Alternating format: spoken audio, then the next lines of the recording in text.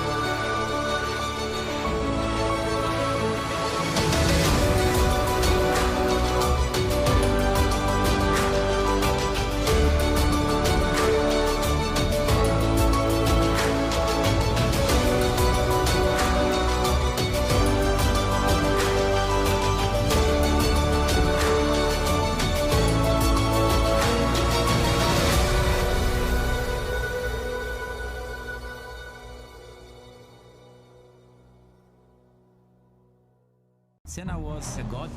No one could even dream to follow him. I'm from a very humble background. The role of women at that time were really difficult. This is so dangerous. You are risking not only your life, but also my life.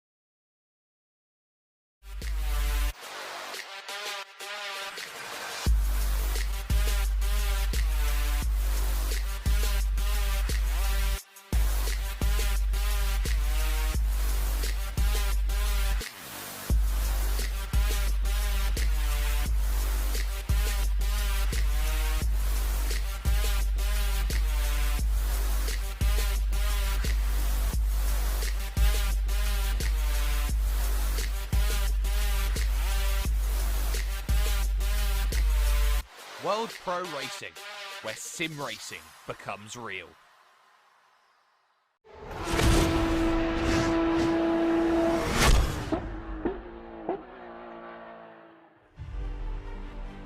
Good evening, everyone. Mothers, fathers, daughters, sons, brothers, and sisters. Welcome to another epic event here at World Pro Racing. My name is Chris Buxton. I'll be one of your commentators throughout tonight's amazing races. Joining me in the commentary box, I'm very happy to say, the amazing Kai Bacchini.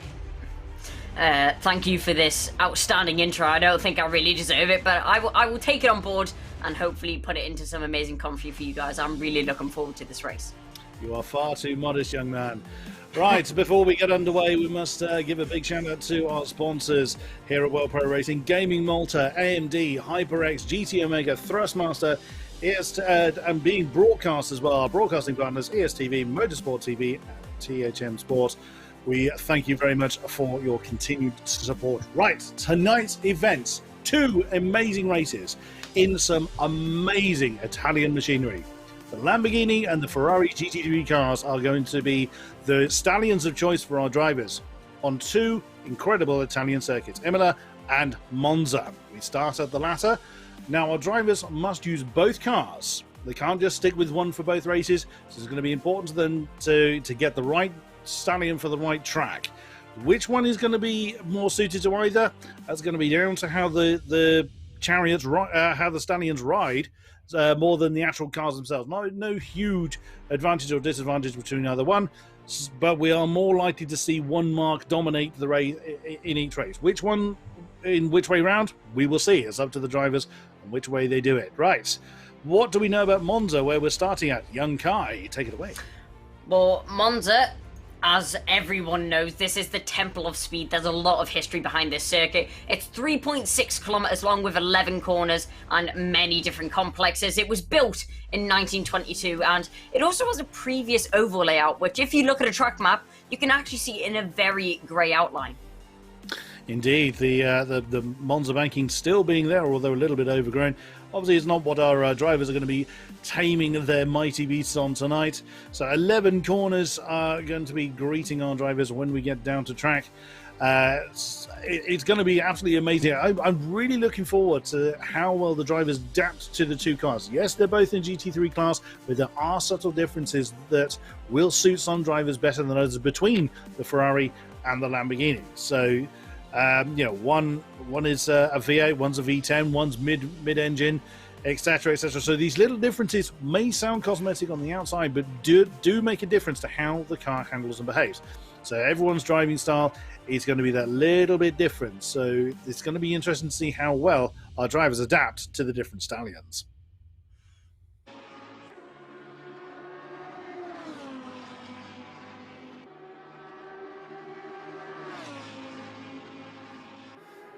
we see, there's actually quite a split between the cars, but it looks like the majority have went for the Ferrari around Monza, and I'm guessing that is because of the extra rotation. Monza, there's actually quite a few technical sections, and you need quite a bit of torque on the bottom end, quite a bit of horsepower in that car, so hopefully the Ferrari is able to deliver that. I'm actually surprised that looks almost an even split between the Lamborghini and the Ferrari. I was expecting one mark to dominate one particular circuit, but no, it's quite interesting to see that it's very evenly split, but it is a little bit Lamborghini heavy at the top. But don't read too much into that just yet. This is purely a practice session, so I wouldn't be at all surprised if our drivers are sandbagging a little bit at this point. Yeah, I've just checked the specs of the cars, and I've realised why many of the drivers have went for the Ferrari GT3 Evo, and that's because of the amazing top speed. It's got a top speed of 281 kilometers an hour, and I think that definitely tops the Lamborghini down the straight, especially with the long home straight and the runs between the corners. That's definitely going to give them an advantage. Too true, too true. So as you can see at the top of the screen, we are in the free practice session, of which Luke Whitehead has currently got the top time of 1:47.484. We're looking at Jan-Nicolas Erbrich in the 299 car, just coming around the parabolic, and now that's the view from the driver's eye perspective. And he's going to pull into the pits on that particular lap. It's a shame. I was looking forward to having a hot lap with Jan, but not to be. Hamada Erkizi, again, apologies if I'm not getting these names quite right, representing H3 Racing in the 717 car. 7/10 to find in this session, but he's on lead. Ferrari, oh, that's a tad wide in the Les, making a bit of dust. That's not the ideal way of doing it, but you can ride the AstroTurf in the GT3 cars. They're not quite as sensitive as some other cars, but if you start kicking up the dust, you will start losing time. But even still, Hamada is done a good job there. Just 7/10 off the pace at the moment, but like I say, I wouldn't be at all surprised if we really start to see some amazing times come qualifying.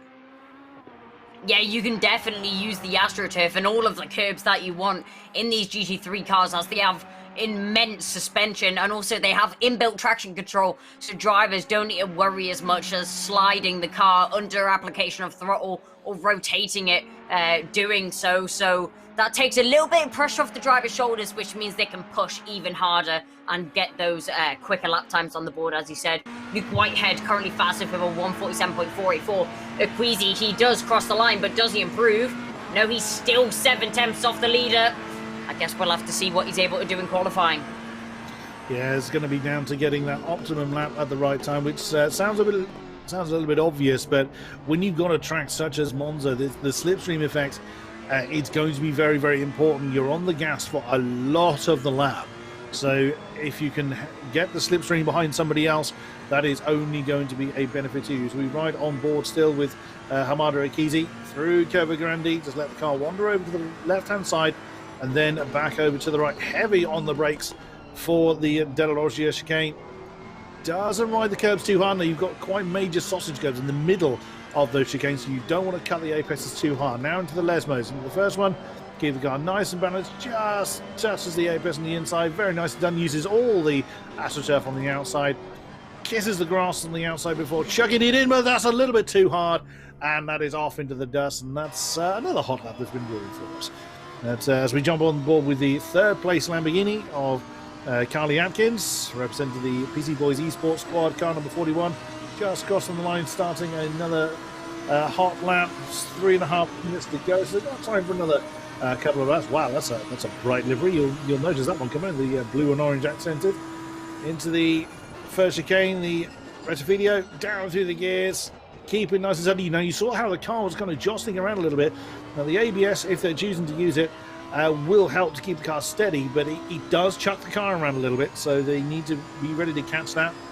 Again, all the way through Curva Grande. He's going to let that. Is he going to stay over to the right hand side? Or is he going to let it wander? Yep, let that one wander as you leave the long right hander. Then about 150 meters, slam on the anchors again, down to second for the Della Loggia. Oh, almost a little bit wide on the exit of the chicane, and then up to the Lesmos once again into third. Just let the car hug that inside line and the second Lesmo's a little bit banked. And he just hits that apex. It can unsettle the car a little bit, but does keep it nice and steady. Now, on the straight, that's not quite straight, heading down towards the Ascari chicane. I can't tell you that is directly ahead. I think that is the 27 car, I believe. But into Ascari now. Now, you saw he had to do a little bit of a correction. He caught that in. That first apex a little bit hard. Whoops, that's someone that's had an argument with the wall. That was the number 52. That was Gooch, the 15th place Ferrari. Has not done too well on the exit. It's going now into Parabolica. Again, you can just see the car just getting a little bit unsettled under braking, which is pretty normal when you hit the brakes very, very hard in these GT3 cars. All the way through Parabolica down to the line. Is that an improvement for Carly Atkins? No, he was about 2/10 off his previous best, but keeping nice and consistent. There is our current, I'd say, pole man. He's at the top of the tree at the moment with that 47.484. Does he improve? Nope, not this time around. But continuing to keep the pressure on. Even though this doesn't decide the grid, it's good to get a little bit of the mind games going on. If you can show your pace and rattle your opponents a little bit, it all helps when it comes to lights out. Yeah, Luke Whitehead, we've seen him in many events here before. He's a very strong driver, and he's able to perform under pressure when he needs to, as we saw another car off in the grass. So just not getting the right tunes for the car, not feeling the car very right at the moment. But Luke Whitehead getting it all right at the moment, currently at the top of the tables, as that's another car round. So quite a few of the drivers not hooking it together right now, and they're going to have to very shortly get that sorted before qualifying. But Luke Whitehead at the top of the tables by 4 attempts. And I think you were mentioning the cars squirming under brakes a little bit.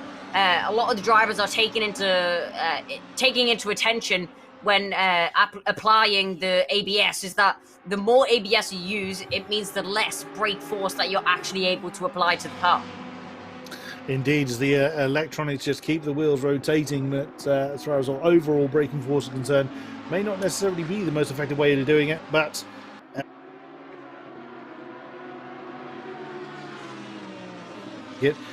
generally you don't want to be seeing headlights when you come around a corner, certainly like the Lesmos. As we see Carly Atkins go up to second position, then he found a good couple of tenths on that last lap to be just 3 tenths off the overall pace with that 47.7 as he parks up. And that is the end of the practice session. We'll be heading to qualifying as soon as we can. Well, what a great way to start the evening off. Like I say, it's 2 races. We'll be heading over to Imola when Monza is all done and dusted. What are your thoughts towards Monza, Mr. Bugini? Well, I mean, Monza, it's a very tricky track. You can get it wrong very easily, and there's lots of places to lose a car. Chicanes pretty much all the way around the track. But Luke Whitehead, dominant in practice. Will he be able to convert it into a qualifying pole, though? That's the question. That is the golden question. We don't know what true pace these drivers have until they deploy it when it all counts, which will be the qualifying session coming up. Now, Kai, you're an experienced racer. There's something I've often mentioned, particularly in between sessions or practice to qualifying or practice at least to something, is the mind games. Do you find that you find yourself comparing your pace to others and thinking, he's going to be one to watch, or is the mind, the mental game as I describe it? Well, I think that quite a few drivers, especially me, if you see someone in pole position by half a second nearly, you just kind of think, what am I getting wrong? What are they getting over me? What's making them faster than me? And I think that can really take a toll on the driver's mindset, and I think that can hinder them in a race and knowing that fact. Yeah, it can lead you to overthink what you're doing and really break up your rhythm. So yeah, absolutely. I've fallen found with a few times I've done sim racing in league form. You end up just looking at your opponents thinking, what the hell can I do, rather than concentrating on what you are actually doing. So yeah. I fully agree with that. And yeah, looking forward to this. Yeah, this is going to be a very interesting race. Monza. Talking about the race, this is qualifying first. We still got 9 minutes qualifying left. We see quite a few drivers making their way out onto the track, and we know that the Ashtoire team are very quick, but will they be able to do what they did in one of the triple headers that we had not so long ago and get a top 3 all filled with Ashtoire drivers? Luke Whitehead dominated in that series. Will he be able to do it again?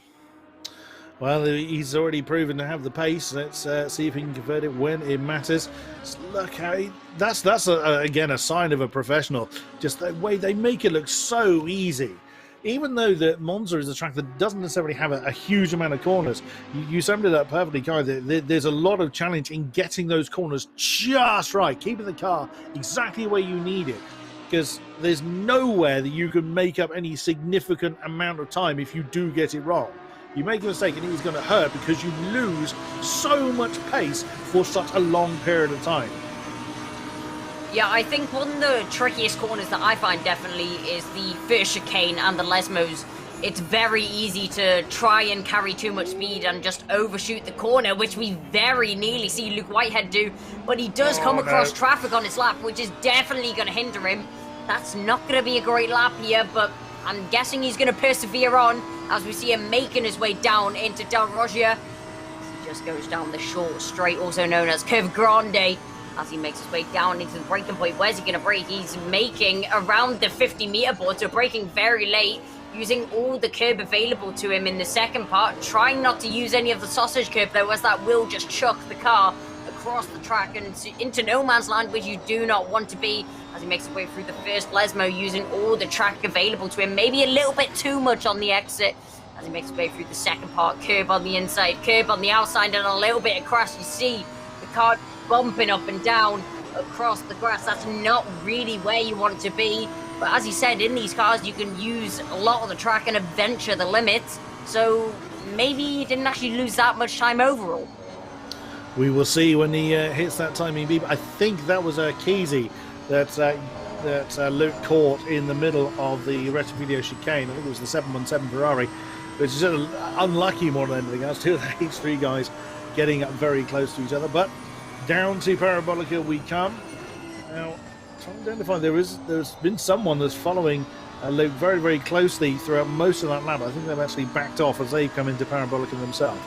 Let's see what lap time is on the board. I think that's it was definitely compromised. Yeah, 48.1, which is still a very, very impressive time. We were seeing 47.4s from Luke in practice, so he definitely lost a few tenths when it came to that first chicane. Well, there is Kesey indeed setting a 147.5 as they've come over the line. So Kesey didn't lose much time in that exchange. There's one of our Ferraris, Coleman Corkery, in the number 9 for Team Aya. The Irishman showing what he is capable of. He's coming down to Ascari. Now, as you can see from the track map, getting a huge amount of available track is actually fairly challenging. You've got lots of clumps of cars together. Oh, you saw he caught that apex a little bit harder than his car liked. He had to start turning right to a left-hander to keep the car settled, but that would have cost him time. And again, he's carried that mistake quite a long way. He's still got time to do something about it, but we are already facing halfway in the qualifying session. They don't have all that many laps to try and get their best time out there. And again, coming back to the mind game, when you know you've made that mistake, it can be very difficult to regain your focus and not make that same mistake again. Yeah, so Coleman Corkery, he crossed the line in P9 though, but he's nearly 2 seconds off the leader. So as you said, he made that mistake. He knows where he can gain a bit of time, but he also needs to think where else he can gain time, as we have a little look at Jan Nicholas Urbrich making his way through Ascari now. A very defiant livery, black, blue and pink, a mix-up of colours, but it does look stunning on track as he chases down the back of a pearl white car, going down into the final corner of Parabolica now, turn 11. So this track doesn't have many corners, but it's definitely some technical corners, which it does hold, as he now goes down the start-finish line. The number 299 will cross the line for the second time, but will he be able to improve? He was 7 tenths off, and now he is only 3 tenths off, so a great improvement from Jan Nicholas Urbrich, but will he be able to bring down that gap even more? Well, if he keep utilising the slipstream of the car ahead of him, then absolutely he can. as we switch to Hamada Akizi. So it's actually a Ferrari that leads the way. Now, it was a Lamborghini-dominated top section, which, well, it still broadly is, 2nd to 8th, all in the Bull Stallion, as opposed to in the Bull stable, I should say, instead of the Stallion stable. But Hamada Akizi showing the Ferrari has got what it takes to set a very competitive lap times. Look right behind, that is Albrecht is having an argument with the car he was slipstreaming behind. So that may not help him, but Hamada Akizi continuing on his merry way, just 0.07 of a second ahead of fellow H3 driver Luke Whitehead. So very, very close up front, but the times do spread out quite a bit, and Hamada has pulled over. Is he just going to let the two behind him go? There is Luke Whitehead, so our practice time dominator. So he led the way by a good 0.4, but if he set the same time again, he would be in the pole spot, but only by, less than a 10th of a second from Hamada Akizi, who has returned back to the pits. Is this another hot lap from Whitehead? He's been out there for several laps back-to-back as he comes into Parabolica. Just 0.07 of a second to find. Will he do it this time around? Less than 3 minutes to go qualifying now. It is very much getting into the Banzai phase, as I call it, the do or die, feast or famine, and that's the pole time by 0.03 of a second. He hasn't done it again. A 47.4 for Luke Whitehead. Stunning time. It's so close between the top of the table, 300 separating these drivers. Akizi, he just needs to find a smidgen of time and he will be on pole.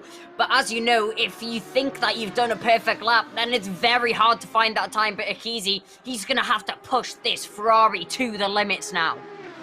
Ben Norton improved in time but not position. He found 2/10 that time around. 1:48, 1:62. Secures his 4th position at the moment. A little bit further down the field, the Portuguese driver Jorge El Fresco is chasing well, that's a very again a very brightly coloured Lamborghini who's gotten awfully squiggly coming out of the second Lesmo, and this isn't going to help Jorge at all. A lot of traffic around him, but he has managed to negotiate the black and bronze as well as the white and lime coloured Lambos.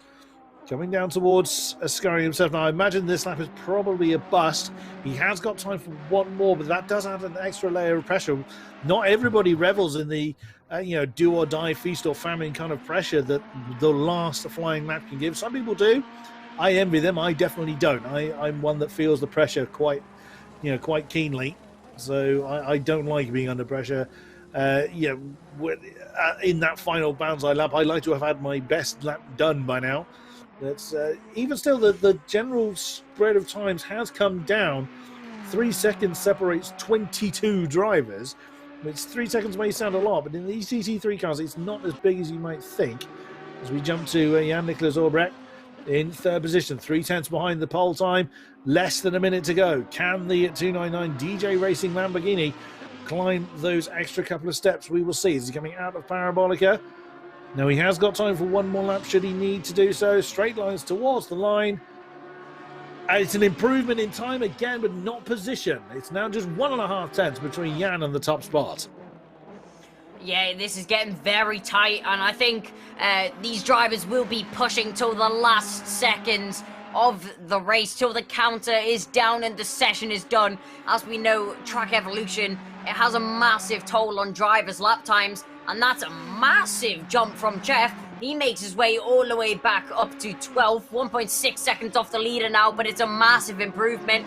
As we watch Albrecht now down in P24, not having the best day today. The session is over now, but Albrecht, he will get one more lap as we go back on board with Tomasi as he makes his way around Parabolica now to finish his final lap of the session. Will it be enough to jump him up to the top of the timing boards? I guess we will just have to wait and see. The Ferrari dashes down to the finish line, takes a tighter line to the line, and it is not an improvement. And it is not an improvement in position either as we go on board with Fetch. As he crosses the line now, what's he going to be able to do? He's going to jump up to 6th. So a good improvement from the Lamborghini there. Great improvement there from Samir Foch as we now jump to Chris Gooch, who's got a face full of brawn-flavoured Lamborghini there. Oh, he's gone for the move. That's only going to compromise both of their laps, really. He may well feel a bit aggrieved by that. He's a second off the pace at the moment. But I'd be very surprised if he improves, having to make that correction in his line. There's Tom Ossie in the 408 takes Ferrari heading towards the line, currently in 18th position. Well, the 48.7, and that's beg your pardon, the 48.7 has actually jumped him up to 11th. So a good improvement there for the number 488. Now down to Kirsten Beja, the GT Omega RPM Esports squad, car number 20. Oh, again, the car getting a little bit unsettled coming out of Ascari, but keeps it on the straight and narrow nonetheless. 2.6 seconds off the top spot at the moment. No one to slipstream off of, so he'll do well to improve, but won't necessarily be challenging the top of the tables. Around Parabolica now. What can he do from there? Let us see. It's the 86 car ahead of him, which is that's Emil Brecht that's just jumped up to 21st. Wow, that's started to form the pecking order. Luke Whitehead once again towards the top, but he was a Ferrari that topped the tables in for a number of laps in that session. But the times are so close that really could go anywhere. Yeah, Luke Whitehead, he was 4 attempts quicker than anyone else in practice, but they managed to pull that all the way down to 300ths of a second, which is so close between the drivers. And Luke Whitehead, he thought he was in the clear, but now surely he has so much pressure on his shoulders from behind. Well, indeed. So it's all going to come down to, a big part of that is the start. It's all going to be down to how they deal with the Rettifilo on the opening lap. Yes, turn one, lap one in any race is always very important. But you've got to think, heading down to Rettifilo, you're close to racing speed and you're coming down to a near crawl. It's one of those times that the whole motoring world just kind of grips and hopes that nothing goes wrong. And you could well be caught up in an incident that isn't of your making. I think every racing driver out there, sim or otherwise, has been caught in a Rettifilo incident on lap one. I know I've caused and have been in my fair share of them. So yeah, it's going to be survival in the opening laps and then really get going. I mean, we're not talking about long races here, so they won't have time to kind of settle into a rhythm and kind of wait for things to come to them. They've got to get out there and get on with it. Yeah, as you said, Rettifilo, it is a challenging corner for the start of the race. You either want to be right at the front or right at the back. In the middle, it's always that grey area where you don't know what's going to happen. You're relying on other drivers to go the same speed as you into the corner. And I think it's fair to say it never ends out well. Yeah, it's probably one of the most nervous places to be, other than possibly Monaco, I'd have thought. Is if you're in mid-pack in Monaco, then it really is the most scariest place in the world, in the racing world, to be. I would have thought. The trackside now, and we'll be getting the rolling start underway. The start, as you can see from the map, they actually started the rolling lap from before Parabolica, so this won't be a complete racing lap, and then it's 30 minutes of absolute pushing to the limit. Now there is a mandatory stop. That's what the orange one in the next to the car numbers indicates. So when that turns green, that means they've served their mandatory stop. Well, for you people getting very fidgety on the brakes, you can see that Luke Whitehead and Hamada Akizi are not in a hurry to get the field going. But it's up to Luke Whitehead. Well, Luke Whitehead will get the countdown to get going. You see everyone is just ready to go. This is when the adrenaline is absolutely pumping. The heartbeat is through the roof. Just got to wait for it. Green light. Go, go, go. And we are racing here at Monza. It's been a pretty decent start throughout the field. The Ferrari of Urquizy tucks into the slipstream behind the Lamborghini of Luke Whitehead, charging down towards Rettifilo for the first time in anger. Who's going to get their braking points right? To see if everybody... Oh, that's Atkins. I think it's got a little bit quickly down the middle of the third and fourth position, but does manage to get that one done. Looks like the field has made it through okay, but look at Urquizy. Hamada is not wanting to let Luke Whitehead dance off into the distance. Lambo versus Ferrari on the opening round here in Monza. Oh, it is on! Yeah, this is a great battle between the two cars. They're trying to go around the outside of Del Rogia. That's definitely not going to work. Luke Whitehead will defend his line until the last moments. Urquizy, he's going to look left, right and centre. Has to back out for the first of the Lesmos though. Will he have a look into second Lesmos? Luke Whitehead goes a little bit wide. Akisi looks on the inside, has to tuck in though. Oh, and no. Luke Whitehead's gone very wide. That's into the gravel trap. Will he There was lose any positions? Akisi waits off for him. But who's that into the lead now? I think that's Erbrick that's in the lead now. Oh no, further down the field, Christopher Lindgreston has had a massive problem. He's lost like 12 positions. So he's right down the tail end of the field. And what a great shame for him. It is indeed Jan-Nicolas Erbrick that is in the lead now, the 299 Lamborghini. Yeah, there was a tiny tap in between Whitehead and Akisi. That's why the Ferrari waited for the Lambo to return to the circuit. That's a shame, but Luke really felt the need to defend very, very early on. Let's see the start again, as this is right in the midfield. Oh, wow, you can see how close the field gets. Oh, tiny bit of a tap there. Nothing. In the GT3s, they can deal with little taps like that. But oh my God, almost because of the parking, a parking lot, there's lots of bumping and shoving going on. Oh no, there's a spin there. The big Lamborghini's gone round. There were several of the Lamborghinis facing the wrong way, coming through Del Roggia. Now jumping back up to the front of the field. Lap one is done. Erbrick leads Atkins, leads Norton, leads Ziga. So Luke Whitehead down to fifth. Akisi into sixth position. Oh no, that's Felix Chef that's gone. Oh no, was he helped into the spin? Not entirely certain from that camera angle. It was very close between himself and McEwing, but he's going to fall through the field. But look at this. So we had the pressure being applied between Akisi and Whitehead. Now it's Jan-Nicolas Erbrick fending off Atkins for that lead. As the top five all being Lamborghinis. Yeah, you can see Erbrick feeling a lot of pressure from Atkins behind, and it's just a matter of time before Atkins tries a move. You can see the slipstream very strong around this track. Luke Whitehead and Akisi obviously massive losers on the last lap. Unfortunately, there was contact between them. As we have a look at Luke Whitehead now, he's just going to be on top form surely, and he's going to be trying to make his way back through the field. He is, but he's lost a position. He's down to sixth now. There's Felix Chef. We saw having a bit of an excursion earlier on. Oh dear, he's boxed in between a couple of Lamborghinis there. Replay. So this is Felix Chef. This is where it went wrong for him last time around.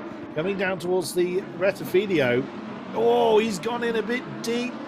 Although he's managed to slow that one down, but it's on the exit of the chicane where it goes wrong for him.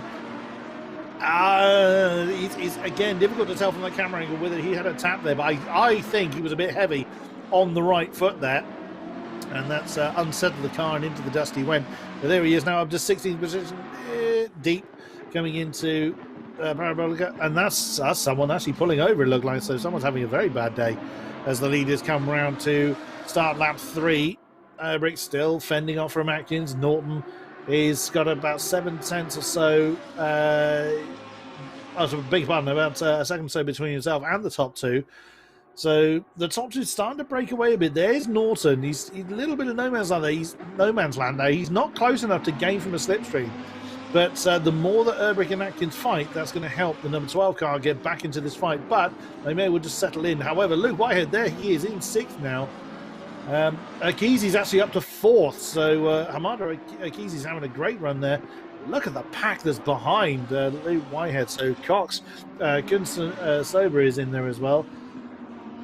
And a stop-go penalty has been applied to Marmer as well. As Coleman Corkery side by side with that's Dombrett in the Treble A car. They're having an argument still going on down into the first Lesmo, and they're still giving each other racing room. Still, no one wants to concede. Yeah, Corkery's going to have the inside line, but that's well defended from Dombrett. Well done there to maintain that 23rd position. Very, very nicely driven. And as is always the way in GT3 racing, there's just fights everywhere. Yeah, Dombrett doing a great job in that battle, but as we're back on board with Felix Chef, we saw him go off earlier, but now he's on the comeback drive through the field. He's got a lot of pressure from behind, from Murao behind him. Let's see what he's able to do going down into Parabolica. Now you can see the slipstream is very heavy. Chef goes to the inside, but around the outside, will the 733 be able to do anything? No, he won't. He has to chuck back in, but that's very wide from Chef, and that opens the door for the overtake as we go back on board with Erbrick now, defending his lead. Atkins, a lot of pressure from behind, but it looks like Erbrick is putting his car in the perfect place at the perfect time right now. Absolutely was. Renoir did a nice switch back there, coming through the Parabolica to get that move done. I reckon Urbrick and Atkins are opting not to fight each other too much to try and capitalise on trying to get away from Norton's. We look, and Ashton Cox, what's happened to him? Oh yeah, you saw his car got really squiggly coming through the first segment. Sadly, he's collected someone there. I don't quite see who it is he's had an argument with, but that's a great shame. Just caught that apex a little bit harder than he was anticipating. The car just got out of shape and round he went. That's a great shame. But look at these two, Urbrick and Atkins. They're not fighting each other. Atkins is just staying in the slipstream, biding his time, and that is helping them extend that gap between themselves and Norton in the 12 behind them. It's fairly steady. It's 1.7, so it's gone up a little bit in the last couple of laps. So he's kind of remaining steady, but he's really up to Norton to try and close that down. But he's got Hamada Akizi. We know how quick he's been, even in this early stages. So Akizi really is closing in. He wants to get back up to the front. Yeah, as we have a look at Ashton Cox now, he's trying to recover, but he's got a lot of pressure from Legreston behind in that multicoloured car behind, and you won't get that out of your mirrors, as it's very easy to see, and it won't go away anytime soon for the driver. But Cooch, we have a look at him now, having to defend from the driver behind, which I'm guessing is Chef. No, not Chef, that is Rassar behind, sorry. That's Rassar in the 690 Lamborghini. As you see, there's quite a bit of a gap between Cooch and Rassar now, but he seems like he will be able to hold the position going into Retfilio. Oh, this is a nearly through wide heading down towards Red Video. Now they need to get that one sorted out before they get there. The black Lamborghini doesn't know who to defend from. That's Cox trying to defend from everybody in the world. Nearly 3-1. Oh, and then look at this. There's someone that's missed their breaking point. Oh, that could have gone horribly, horribly wrong for the blue Ferrari that was just cannoning towards the chicane. And there you just see him there destroying one of the polystyrene boards, rejoining in much the safer way. As we get a great onboard shot there from Ashton in the 158 Lamborghini as he's heading down toward the second chicane. Oh, he got that one a little bit wrong. Well defended. Well, that's someone taken to the tarmac, trying to avoid a mistake. The onboard, I think, actually is Lindgreston in the 92 Ferrari. It's a very sky liveried colour, that one. Oh, hello, that's Akizi. My goodness, he's up to third. He's already managed to get past the number 12. Or he's still attempting to complete the manoeuvre a little, in fairness. Heading down towards Parabolica. Now, who's going to blink first? Oh, wow. That's very well defended there from Norton. He was determined to maintain that third position and does so with an outbreaking manoeuvre. I do think that Kesey's got the pace over him. And with a little bit of slipstream help, and more than likely the inside line, that third is probably going to go to the way of the 717. I wouldn't be too sure yet. You see, he hasn't got such a great run on Norton yet, but Akizi, you can see the pace advantage he has over the driver ahead. Nearly runs into the back of him going into Retfilio. But as we go back now to Renawa, as he makes his way down the home straight in P13, he's got pressure from behind, which is Chef. As Chef, he gets a very good run. Is he going to have a look for an overtake, though? It looks like Renault is going to cover off the inside line and maybe look for an overtake at the same time. Maybe not, but he does defend his position for now. That's good for him. Well driven for Rassar, Renoir and Chef there, maintaining that three-way battle further down the field. In 22nd position is Kim. Oh, I think that's a missed braking point there from, Medford Davis in the 115 Lambo. I think that was who that was. But Milas Kiev in the 69 car, rather minding his own business there. It's maintaining that 22nd spot as best he can. There's a great fight going on right behind them. Oh, here's Ben Norton and Amada and Kesey still having an argument for that third position.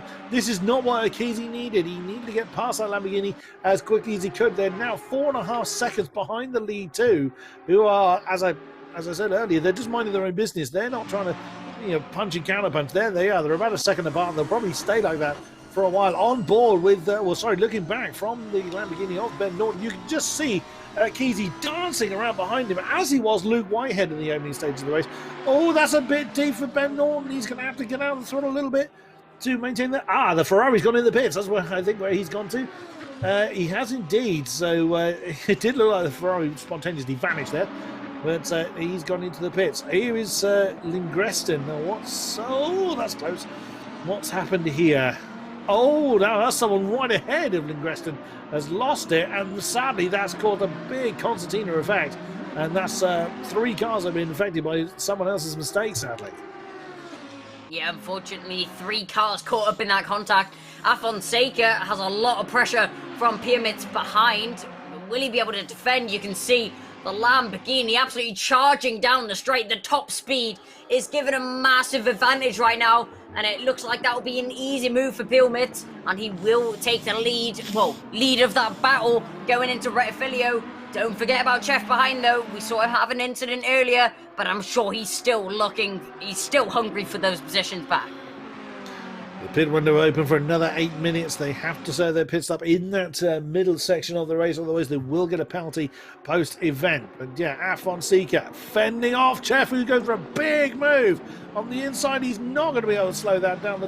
Fair effort from the 27 Ferrari, but he has managed to keep some momentum going, so he hasn't lost an awful lot of time. But right behind Afonseca and Chef is Parner and M. Elbrecht. So another two-way battle is forming behind them. Here is Jan Erbrich and Elbrecht. So 2 very similar names. Here comes the German. Is he going to come in this time? The 299 DJ Racing Lambo? Yes, he does. So hopefully he doesn't lose too much time in the pits. There's Ben Norton doing the same thing behind. O'Hack doing the same. As we jump to this battle again, Jorge Afonseca, the Portuguese car, it's still in this wonderful battle with Chef and Parner. Down the back straight, heading towards Parabolica. Is Chef going to make a move? I wouldn't be surprised if they all kind of pin into the pits at the same time. That's not going to stop Chef, though. Has a look on the inside line coming into Parabolica, but opts not to take that particular move this time. Who's going to come into the pits this time? Will they all follow suit? It looks like Afonseca is sticking to that inside line. Yep, in he comes. Chef didn't. It looks like Afonseca was the only one of that particular pack to come in. So now Piermitz leads the way. Yeah, so Piermitz now in the lead of the race, obviously in the net lead of the race, as he has not yet served his pit stop. Jan-Nicolas Erbrich, he is was in the lead of the race. He has served his pit stop now, so he does not need to worry about that anymore. Silver Piermitz in the lead of the race right now, but I'm sure he won't be for long after he's made that pit stop.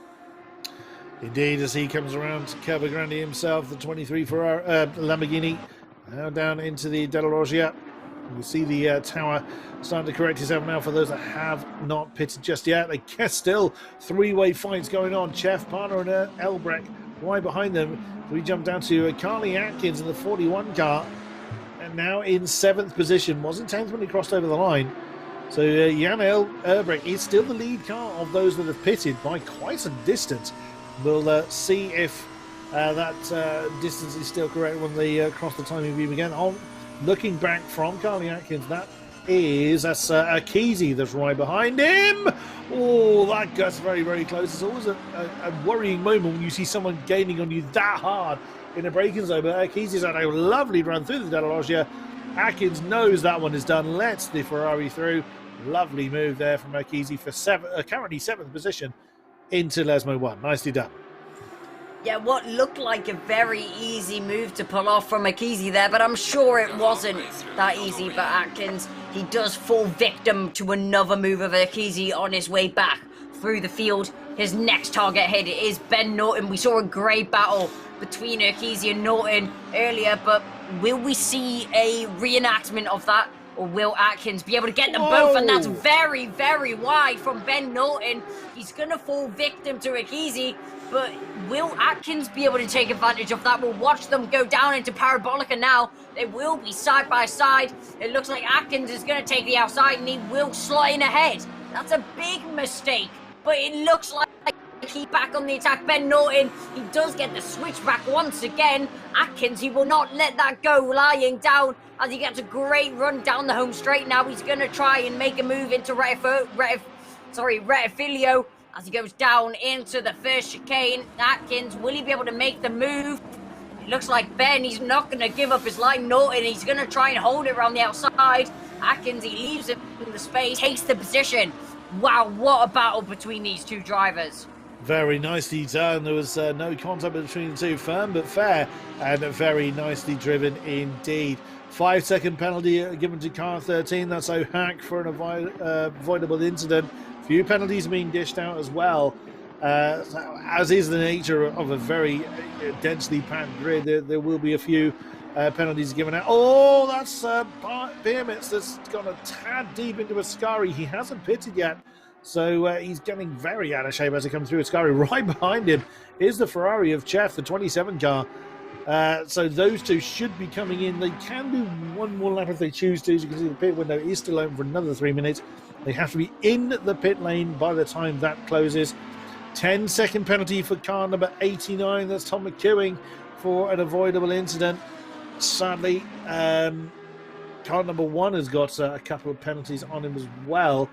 So again, when the pack is that closely condensed, there will be a little argy-bargy. Now, Chaff has chosen to continue. I thought he would come in at this point, which is fine. As long as he comes in at the end of this lap, he will avoid a penalty as Beermitz is in. He'll be the last person to, Chaff rather, will be the last person to come into the pits to serve his mandatory stop. Now, with those penalties applied, now this is going to be interesting. Some drivers may opt to, Luke Whitehead is behind O'Hack at the moment.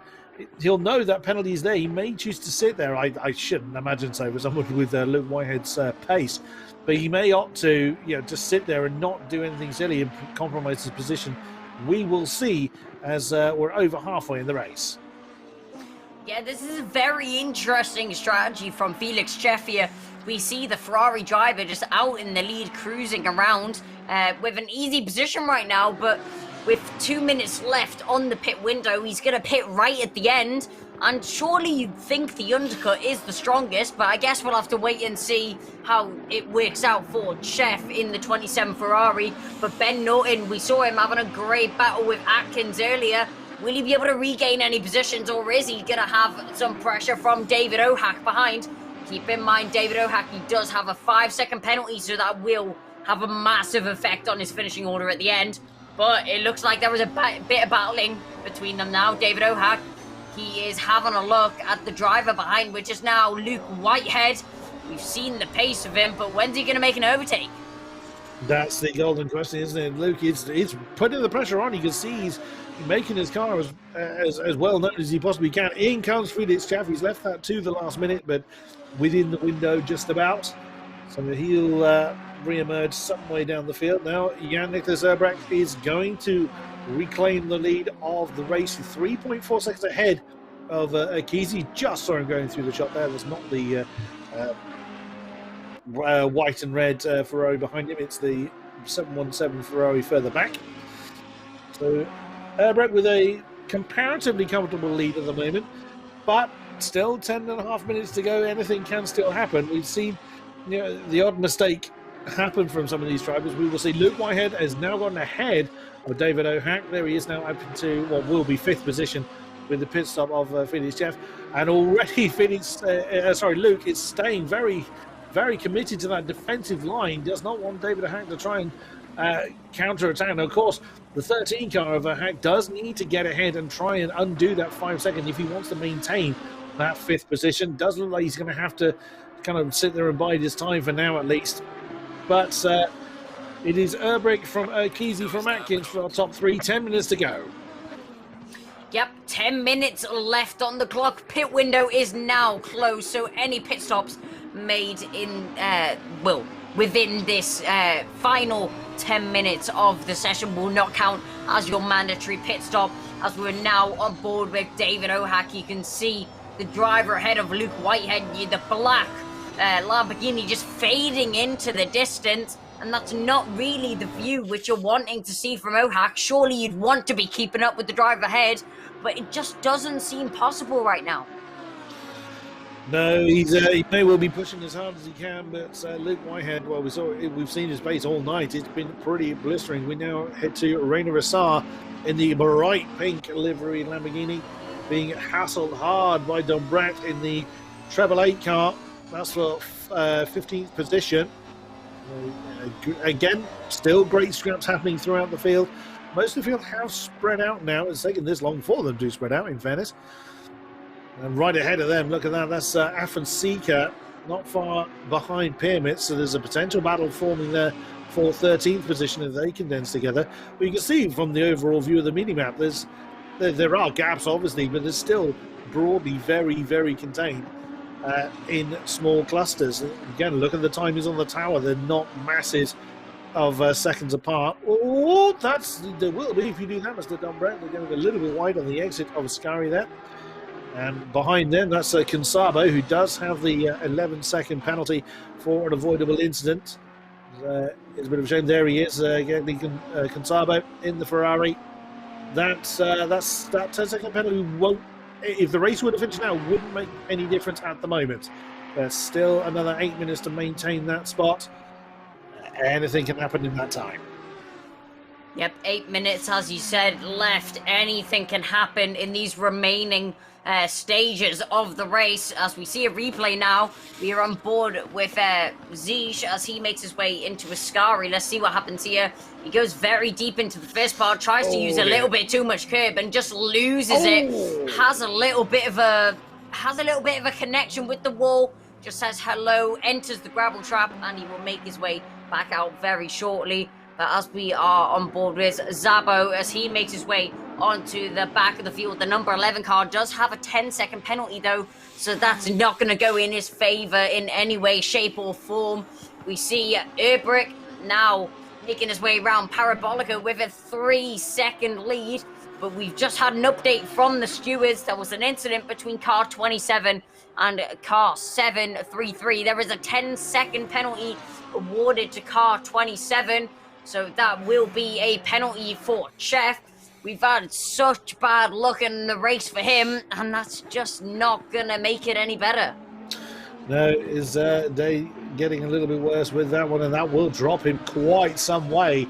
Oh, wow, that would actually drop him down to about 17th of the race would have finished now from potentially his 11th spot. It's a great shame, but still time for that to change. We look at Jan-Niklas Urbrick continuing his right now. That gap is dropping between himself and Hamada Akizi. There is the H3 driver in the 717 Ferrari in the background of the shot. Oh, look at this lot. So there's Pyramids. There's the green car slightly ahead of this particular pack as Ziga is getting alongside. That is out. I beg your pardon, that I believe. Well, there's Ziga. That's Dombret that is already ahead of him. And there goes Rissar and Afonseca having a great argument for 13th place. I did think that we'd have an argument for the 13th position going on. And that could actually help Chef if these... Oh, a bit of a nudge there on the 315. Now that could actually help Felix Chef, because if these guys really slow each other up, that will mitigate the damage to Chef's position. So this is exactly what the 27 Ferrari wants. Yeah, we can see a great battle going on between Afonseca and Pyramids. I'm sure that Afonseca will not let that one go. Sorry, not between Pyramids, I mean Rissar. So Rissar, he does currently take P13, but Afonseca, I'm sure he'll try to have a go, but you know who is trying to have a go? It's Dombret. He's very close to the back of the P14 car of the Ferrari. It looks like that Lamborghini's looking very strong around this track. And they just have so much more pace down the straight. That's very wide from Dombret. And it doesn't look like Afonseca made it much better for him. As you can see, all the dust kicking up onto the windscreen of the Lamborghini. That will give a little bit of a break to Afonseca, though. Look in the wing mirrors around the outside. Is that going to make a move for Szabo? As he tries to make the move, he makes it stick. Outstanding move there from Szabo, but remember, he does have a 10-second penalty, so that will not still be there at the end of the race. That was a great move from the 11 Ferrari there. Again, Szabo, really opportunistic. He saw that Dombret made that mistake on the exit of the second Lesmo and capitalised on it perfectly well. Very nicely executed. and he'll want to dance off into the distance, but doesn't have a lot of time to mitigate that 10-second penalty, as you mentioned. But is fine for us. More battling gives us more to shout about, more amazing racing to enjoy, as Peter de Brett is looking to have a go back at Consabo coming down into the rest video. Doesn't quite get alongside the Ferrari. Let's see what he's able to do. Oh, that was quite a poor exit from the Recipedo for the Treble 8 Lamborghini, as Consabo sort of leapt away from the exit of that chicane. He's chasing off after Afonseca. Let's have a look. This is Ashton Cox. He's had another misadventure. What's he done? That's second there, on the way down towards Ascari. What's happened here? Oh, that's a very odd place to have an incident. I wonder whether he's had a technical problem of some description, and that's retired him from the race. Well, that's an almost non-existent bend in the straight there, so that's very strange. I would imagine that's a technical problem for Ashton Cox. Great shame to exit the race in that manner. Yeah, that was very unusual there from Ashton Cox. You just saw the car rotate in a straight line, so I guess we'll have to somehow try and find out what happened there. But Piamit, you can see behind him Rosard, the pink Lamborghini, looking very strong in these last stages of the race. You know who isn't looking strong right now? That's Piamit, as he goes off into the gravel trap, as we see battling in the background. But Rosard, you can see he's going to go to the outside of Parabolica. Will he be able to hang it around the outside? No, but will he be able to go for the switchback? He's actually went very wide, but so has his, teammate, his co-driver, which he's been battling with. You can see Piamit's up ahead, but Dombrett, it looks like he will make a move on there. Consab, as he tries to hold his line down the straight. You can see the Lamborghini under pressure from the Ferrari driver with the 10-second penalty. It looks like Gonzabo's going to try and make his way around the outside. He will manage to make it do so. He goes very late on the brakes and nearly goes into the back of Afonseca. And it looks like Dombrett, he's going to have to try and make another move another time. I'd imagine there was a few bracing words in Portuguese in the 315 Ferraris. He saw the nose of Dombrett get Consabo rather, get very, very close to him. Oh, they're still at it. Look, that's Rosard and Piamit. The 23 Lamborghini still holding on to that 12th position, fending off the pink Lambo as best he can. Right behind them is the battle we've just been seeing. Rosard, Afonseca and Consabo.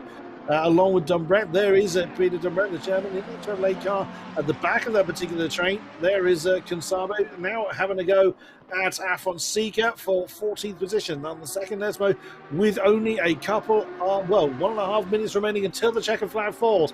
Consabo side by side with Afonseca heading down towards Ascari. Now Afonseca doesn't need to defend this, and I imagine he won't to too much degree, and indeed he doesn't. He just lets the 11 Ferrari go ahead of him as they head into the third sector. Because knowing that penalty is there, he will regain that position now at default, but he can't let off the gas too much as Dombrett is right on his tail. That trio having a great old scrap there. Rosard is just calm down the road, comparatively speaking, having to go at Piamit, but no, again, there's Dombrett having to go at Afonseca again. So that battle is going to go to the flag. Yep, Afonseca, he let one driver pass, and I'm sure he won't be letting another one pass. Dombrett, though, 40 seconds left on the clock. This will be the last lap for these drivers. Urbrick, he's in the lead, but by 1.3 seconds now, so the gap has dropped massively to Kesey behind. You can actually see him making his way into Ascari now. Urbrick, he's going to make his way out of Ascari, and that was someone off in the middle of Ascari in the gravel trap. But it looks like Urbrick, he's still going to hold on to the lead for now. 1.6 seconds behind is Kesey. Will Urbrick lift off the throttle just a little bit to try and not make it one more lap? 5, 4, 3, 2, and 1. That will be the checkered flag falling these laps for the drivers, which means that Jan Nicholas Urbrick will win here in Monza for the race.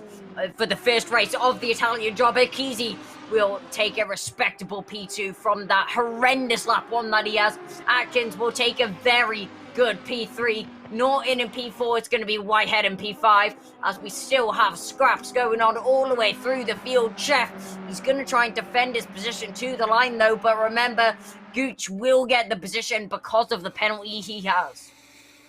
Indeed, he shall, but he's not going to stop pushing nonetheless.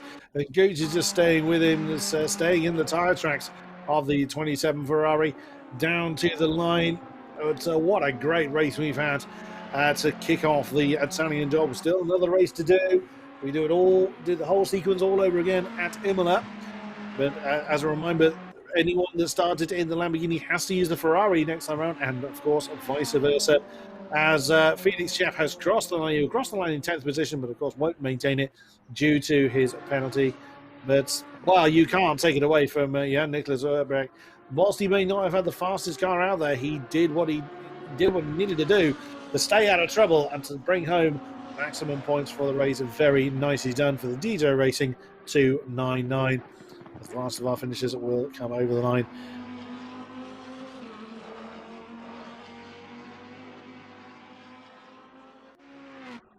From Jan-Nicolas Urbrecht.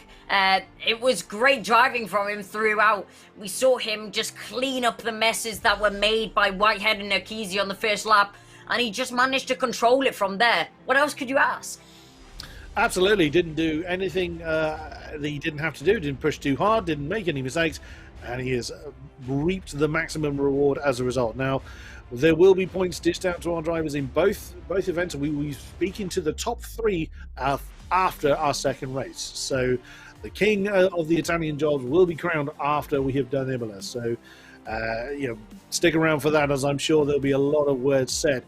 But also, Imola is a very different type of track. It's much more of a technical track. You don't have these big straights that the higher horsepower cars, mainly the Lamborghini in this case, can just deploy all those horses. So you'd have thought they would really favour the Ferrari. But again, as we saw, it was a very half-and-half split in Monza, and we didn't see all the Lamborghinis or all the Ferraris at the top of the tree.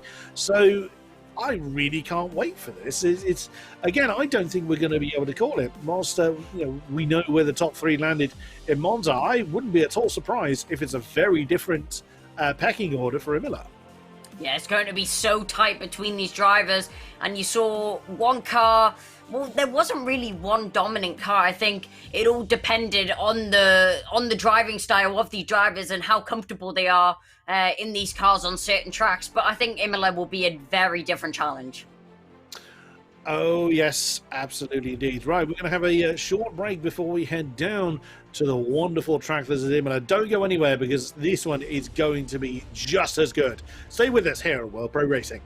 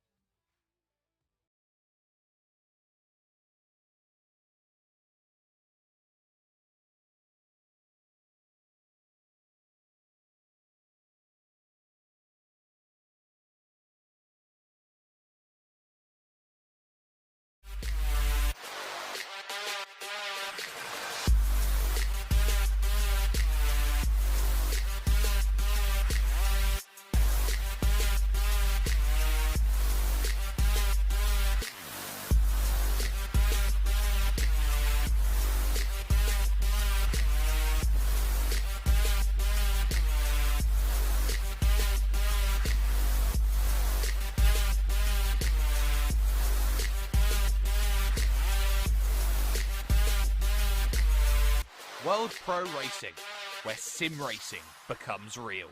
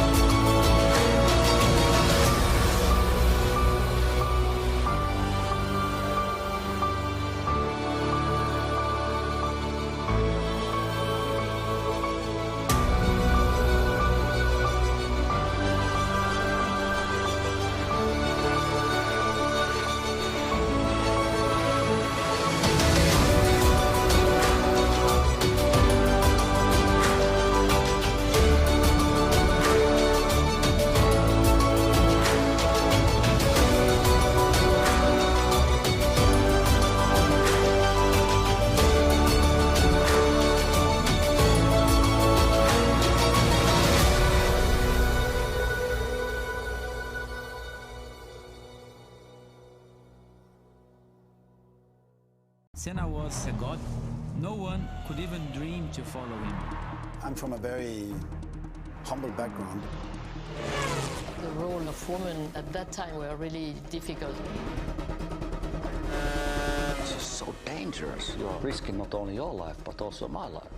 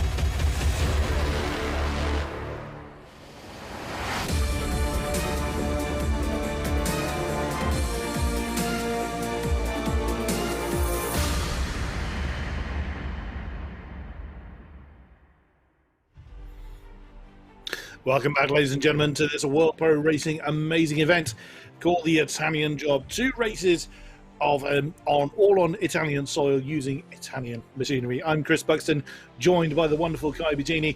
What a night we've had so far, Kai, and it's going to get even better.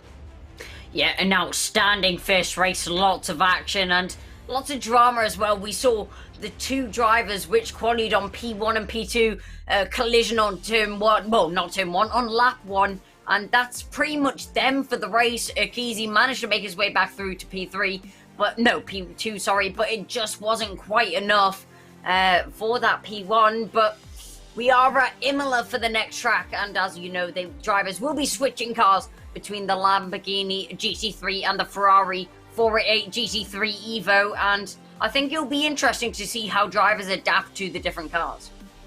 Absolutely. So it's not just different track, it is different car. For those that started in the Lamborghini, they must now switch over to the Ferrari, and of course vice versa. Starting in the Ferrari means you head over to the Lamborghini this time. Now, I was rather expecting a bit of a one-sided affair for which car was going to be dominant at Monza. I did honestly expect the Lamborghini to be the more favoured one. It was very evenly split. So of course it will this time around.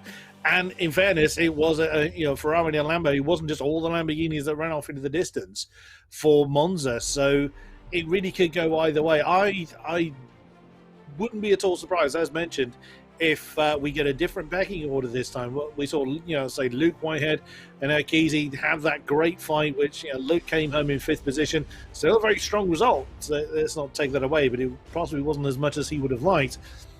I think they're going to really have to fight hard to maintain that top 3 position, but anything can happen. Again, you've got a similar situation where you're charging down to the Tamburello chicane that turns 2, 3, and 4 complex. You're not hitting it quite as hard or quite as fast, I should say, as you do at Monza for the Rettifidio, but you've still got lots of cars trying to squeeze into a very tight space. Yeah, it's going to be very interesting to see how these drivers congest into the turn 2, 3, and 4 corners, as you said, but not quite as fast as the Rettifidio chicane, but I'm sure it's just as much of a challenge. Indeed. Now, this circuit is very different to Monza in the sense of it's more of a technical circuit. You don't have the long straights to deploy all the horses. From Rivazza back to Tamburello, there's some opportunity to deploy a lot of the horses these cars have, but it's definitely going to more favour the balance car that easier rotates more than the straight line speed monster. So we're going to the opposite car they were in, as we are, as you can see, 7.5 minutes to go in the practice session. It's Ben Norton currently at the top of the tree. Tom McEwing, we didn't really see a lot of Tom. He picked up a penalty, I think he did indeed, in the last race. And there he is, right at the top, just 2/10 off the back of Ben Norton. Okay, we haven't got very many times in, but that's still a pretty decent time at the top of the tree. But I would expect that to change hands quite a few times as even this session comes down, let alone the qualifying session that follows. Yeah, this is going to be interesting to see the driver's pace and what they are able to put down on this 4.9 kilometer circuit. Much longer than Monza, and quite a few more corners as well. 19 corners compared to the 11 that we saw at Monza. But as you said, a more complex circuit, which would make me think that a lot of drivers would go for the Lamborghini, as it is a mid-engine car, which means that there's a lot of balance. There's not too much front end, not too much rear end, and it's kind of a bit in the middle. So I would have thought to see a lot of drivers going for the Lamborghini for this track, but we see a majority of the Ferrari.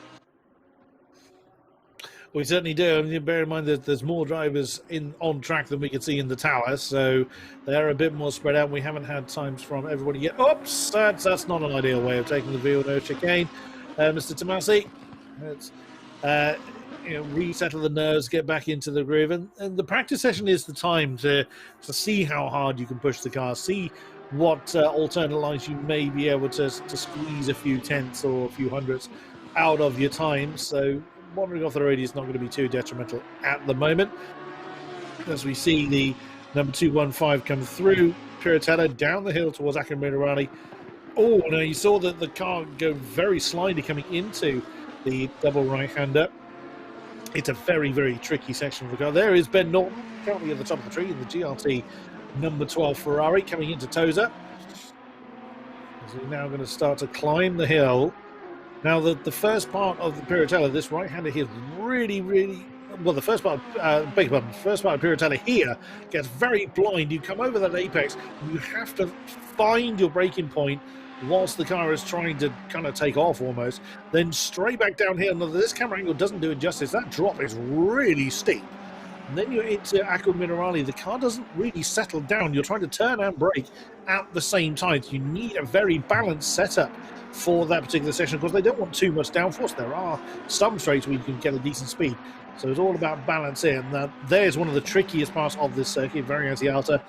Those sausage curves in the middle will absolutely send you into space if you hit them too hard. Now down the hill, heading towards Rivazza. Double left-hander. Very easy to go off into the dust. And just as I say that, we see a lot of dust being kicked up by someone. There's a few variations of this circuit. As you'll see, you ride on board with the number 12. So more time starting to come in. As he screams down the line. Does he improve? He does. He jumps back up into second position by 41.4. Now starting to see some more representative times. Oh, Kesey is reminding us his pace is still good with a 40.8 now on the board. Yeah, just a reminder for you guys as Ben Norton gets very close to the car and goes off into the gravel just a little bit. But just a reminder for you guys watching at home, make sure to like, subscribe, share, and follow whatever platform you're watching on. Make sure to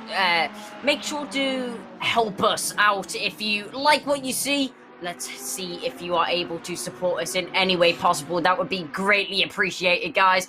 But back to the action. Ben Norton currently P2 by half a second. We saw this in Monza. Luke Whitehead, he was fastest in practice by half a second. Now it's Kesey that's fastest in practice by half a second. But we didn't see that stand for the actual qualifying, and we definitely didn't see a stand for the race. So is this once again just other drivers sandbagging, getting into Kesey's head that he thinks that he's the fastest, and then he won't know what hits him in qualifying? Who knows? The only people that know that are the ones that are on track at the moment, as we see Cyril Piermet drive through a face full of dust being kicked up from the car ahead of him, and he kicks up his own as he goes off the road. Ravazza, exactly what I was talking about before. It's, again, a downhill braking zone coming into Ravazza. Very, very easy to get that one wrong, and it is very bumpy. These cars ride the bumps pretty well, but when you're trying to brake, the last thing a car wants is to be unsettled, as he's being chased over the line. Trying to lose that is directly behind him. Oh dear, that's someone that's parked it on the side of the road. I couldn't quite tell which of the Lamborghinis that was. There's a wrecking that very, very distinctive livery, this time on the 299 Ferrari. He's going to pull into the pits, currently in 5th position. Not a bad time there, our Monza race winner. There's Chris Gooch. The two Gooches are next to each other in the tower at the moment. This time in their respective Lamborghinis. As we see, here you see Chris is coming down to the Ravazza. You just see how the car bounces around as they come down the hill. Oh, and again, you see a fair amount of dust being kicked up by someone ahead of him. As the grey and pink Ferrari ahead of him. Now, you will want to run wide to maximise your exit speed, but the problem with doing that is it's very, very bumpy and very dusty. You do risk having to spin. Does Chris improve? He sets his best time of the session. Sees him still in 13th position. Yep, Chris Gooch just trying to find the grounds to build on top of. 4 seconds off the fastest time right now. That's not really where you want to be, as we see a car going off in the background. That is the blue Ferrari in the background. Couldn't exactly see what number that is, but that's someone going very slow through the next section. The 86 car is behind, so that is Elbrecht in the blue Ferrari that went off earlier, as we see drivers already trying to overtake each other in practice. You'd think that people would be practicing their quali runs, but no, they're practicing for the race. Probably just having some fun out there at the moment, and why not? Helps settle the nerves a little bit. Samir Faulkner, we didn't see a lot of the number 9 last time around, but here he is currently in 5th position, 1.4 off of what is now Luke Whitehead's time. So Luke again. So he's actually the top 2 that we had last time around. Again, a reminder, in opposite cars. This time the Ferraris are a lot of the top 15, indeed 13 of the top 15. 13 of the top 15 cars are indeed the Ferraris. So Samir then currently in 5th place, 41.8 on the ball. So he did find a little bit of time, but not a position in the practice board. He's catching the back. I think it's Rassar in the very distinctively pink car. Into the Villeneuve chicane. Oh, that was a little close.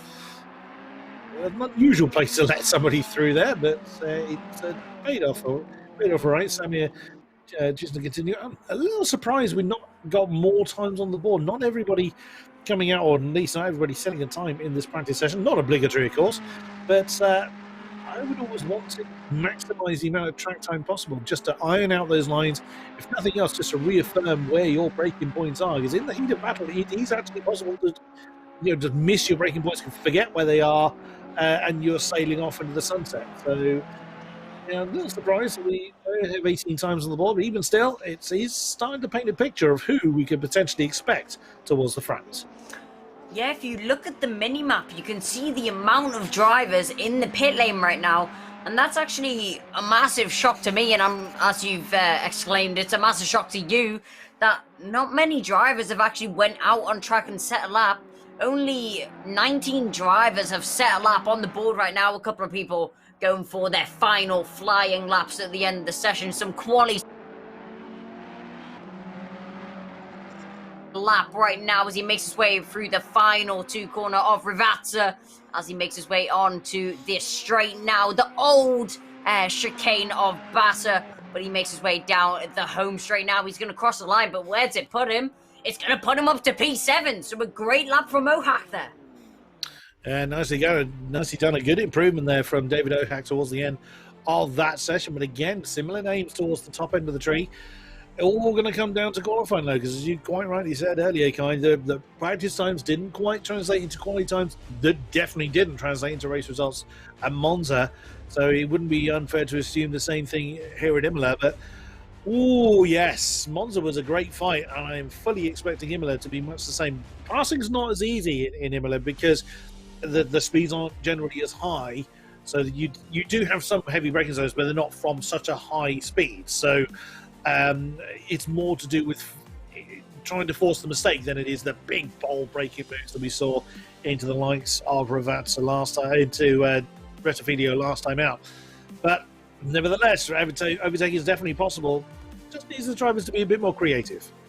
Well, I think that's what's going to make this race so much more interesting, is that it takes a lot more skill to overtake around here. As you said, there's not as many high-speed corners, but there is some heavy braking zones, which does mean I'm pretty sure we will see quite a few dive bombs.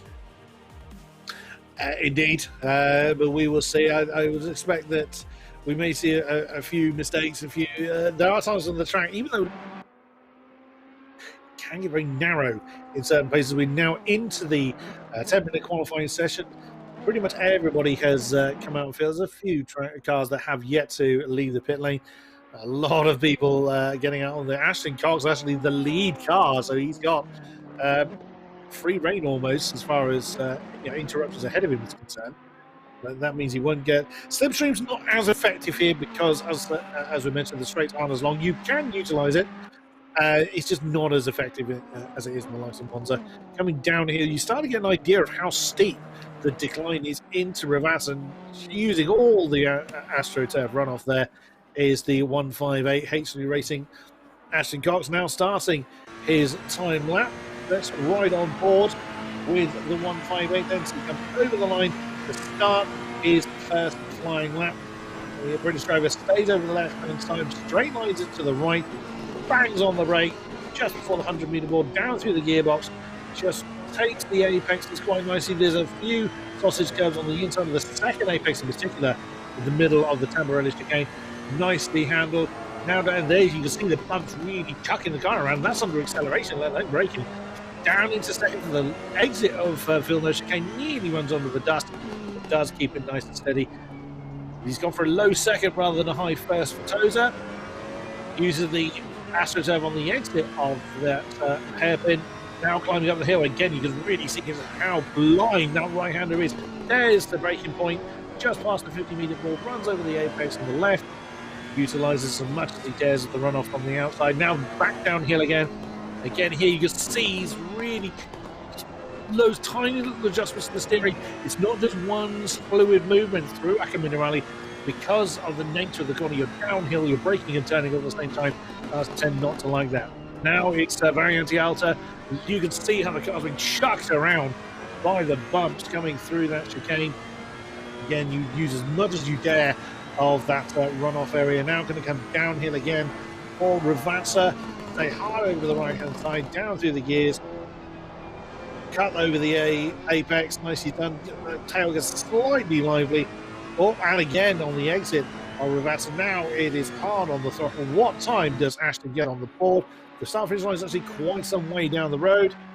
What does he get? It is a 42.6. It's already been usurped. 41 flat from Luke Whitehead. It looks like Aston Stone was disallowed. But 41 flat from Luke Whitehead. But we were seeing 40s on the board in the practice session. There is Matthias Elbrecht. There was the blue Ferrari we were referring to in the practice session. That had a bit of a misadventure. He's chasing several cars actually, because, well, everyone is pretty much chasing someone. Look at the mini-map now. It is absolutely swarming. Even though it's a longer track, you still just end up with these groups of cars. What does Matthias Elbrecht get on the board? That's a 45.6, but has not been allowed, so he's wandered off the road somewhere. But again, because it's a longer lap, they don't have much time to get those many laps in.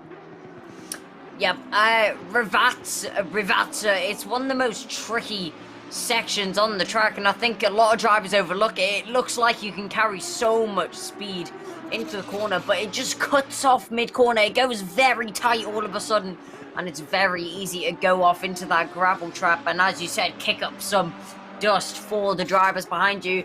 But as we have a look at Gonzalo, as he makes his way down through a very tricky section, as he makes his way up the hill once again, He's going to make his way down the short straight into Variante Outer as he makes his way through, using all the curb available to him. And you can just see the car flying over that, so ride height will be pretty high for Consabo, so he doesn't damage any of the car as he goes down longish straight down into Ravata now, into the braking point. Gets it pretty much perfect, uses all of the runoff available to him through the second section, carries a lot more speed than the driver ahead of him as he gets the slipstream down the home straight. Now this is the perfect situation for Consabo, and he's going to cross the line. What's it going to be? It's going to be P4. It's going to be 1 second off the lead driver, and it's going to be a 142.240. Nicely done for Consabo there in the 18 car. It's the Ferraris that are ruling the roost at the moment. Here's Samir Fark again. We didn't see a lot of him in the last race, but we're certainly seeing a lot of him now. Look at that, just 9/10 off the top spot, and he doesn't look like he's got anyone to slipstream off of. A lot of drivers are taking a lot of that initial curb to try and straight line that chicane as much as possible. I mean, it sounds very obvious, but that chicane, as we saw from Consabo's lap, will launch you into the air. So they've got to be careful on how much of that they take, and of course they don't want to cut it too much because they will be penalised if they do. But Samir Fark is doing a great job in the number 9, gets through Ravazza. Only less than 3.5 minutes to go now, as he's hard on the gas. Does he improve? 9/10 to find to Luke Whitehead, which in itself is is nothing to be ashamed about. He has indeed improved in the second position for the Code Brown Racing number 9. Very nicely done, a 41.3, just 3/10 off the top spot. Yeah, Samir Fark, a great lap there from him. 3/10 off the top spot now. Luke Whitehead surely feeling the pressure, surely feeling the heat from the drivers behind now. But yeah, Nicholas Erbrick, we saw him win in Monza, but will he be able to recreate that here in Imola as he crosses the line? What time is it going to be for him? It's going to be P2, and it is going to be 6/10 off the leader right now, so that's a massive improvement there from Luke Whitehead. It's a 140.656 for him now. And Nicholas Erbrick, he does improve, but so does Luke Whitehead, so it's an even bigger gap now. You've just set a lap, it's just gained you a position, and you're even further behind the leader when you started. Talk about a mind game from Luke Whitehead. Struth, that's an absolute blinder from the 202, but still plenty of positions aside. That's one way of taking it's not the most legal way of taking Variante Alta, whoever it was that flew over the road. Carly Atkins now, we saw him more towards the sharper end last time out for the PC Boys Esports squad.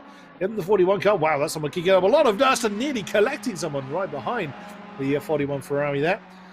Over the line for Carly Atkins. That fourth, a great lap there, 41.562. Less than a second behind the all-dominant Luke Whitehead at the moment. Oh, I wondered where Hamada was, and there he is. He's jumped up into second place. But he's still just under 4/10 off the top spot. Here's a Ryan Renoir in the light blue Lamborghini, the 732 for UFFS Racing. Does he improve? 1.4 off the pace, and that is a new best for him. I don't think it's counted. Felix Chef, we saw a fair amount of him. He's in the very multicolored Lamborghini.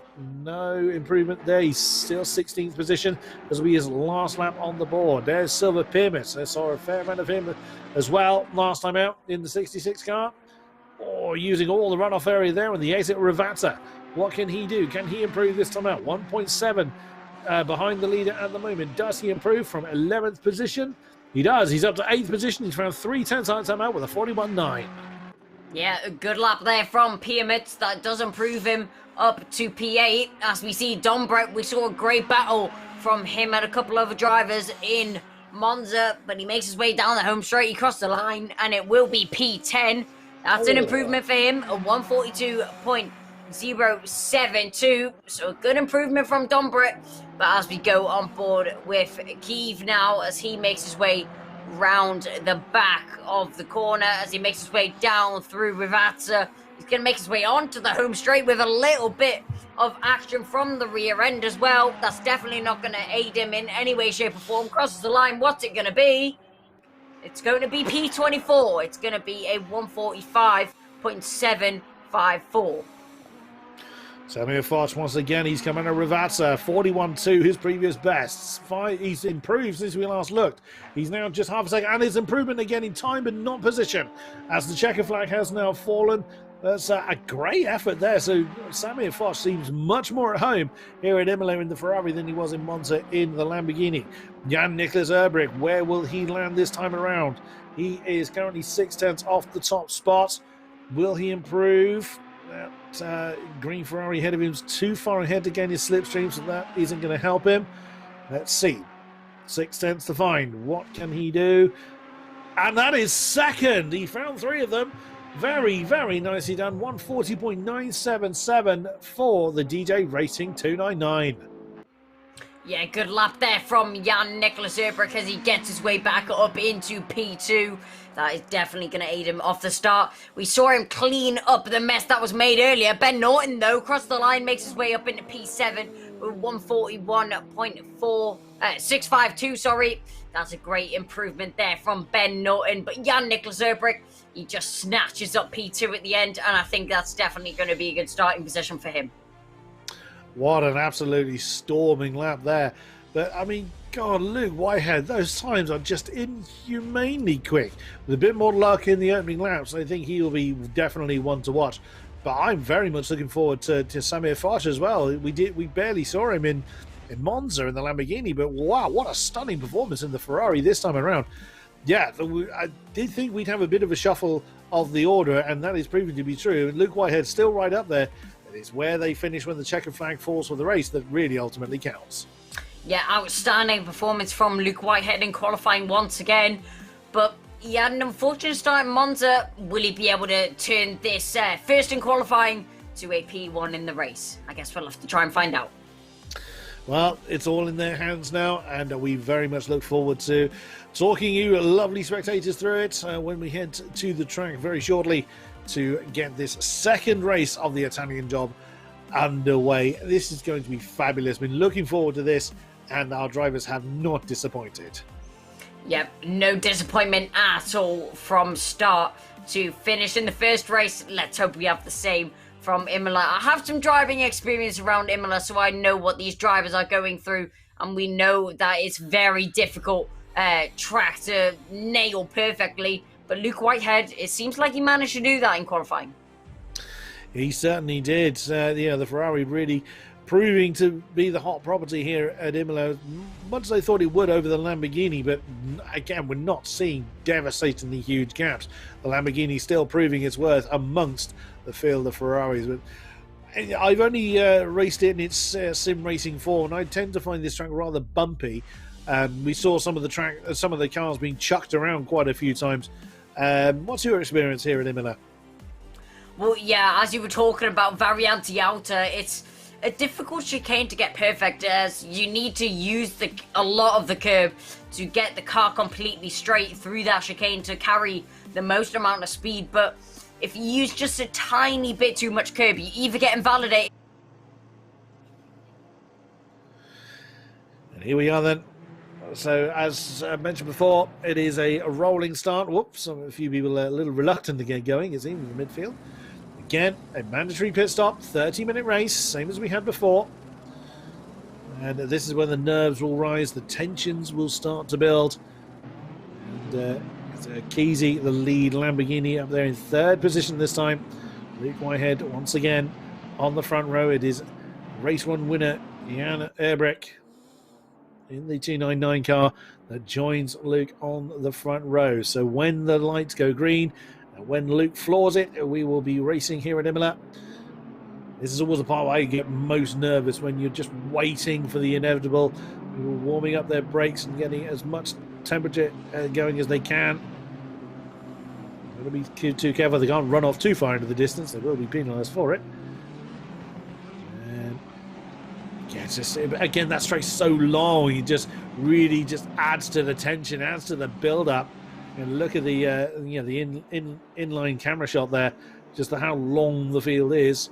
Green light, go, go, go. And here we go, we are racing here at Imola.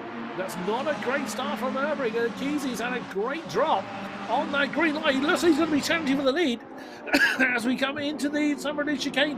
Luke Whitehead holds on to that one, having the inside line, but it's the Lamborghini up into second place now. Kesey usurping Urbrecht. As he screamed down towards Villeneuve for the first time in anger. Has everybody got their breakers over? It looks like it. Oh, look how close Kesey gets to the tail end of Whitehead. That's going to compromise his exit from the Villeneuve chicane. Getting a little too greedy too quickly, perhaps. But round toes we come now, start to come up the hill. Kesey doing a great job once again, hassling Luke Whitehead for the lead. You can see from the shot in the inlet shot there, the pack is being very well behaved throughout the field. There's no major incidents so far. Now back down the hill again. Whoa, as soon as I say that, that's sort of Pyramids. Very, very wide up there at Piratella.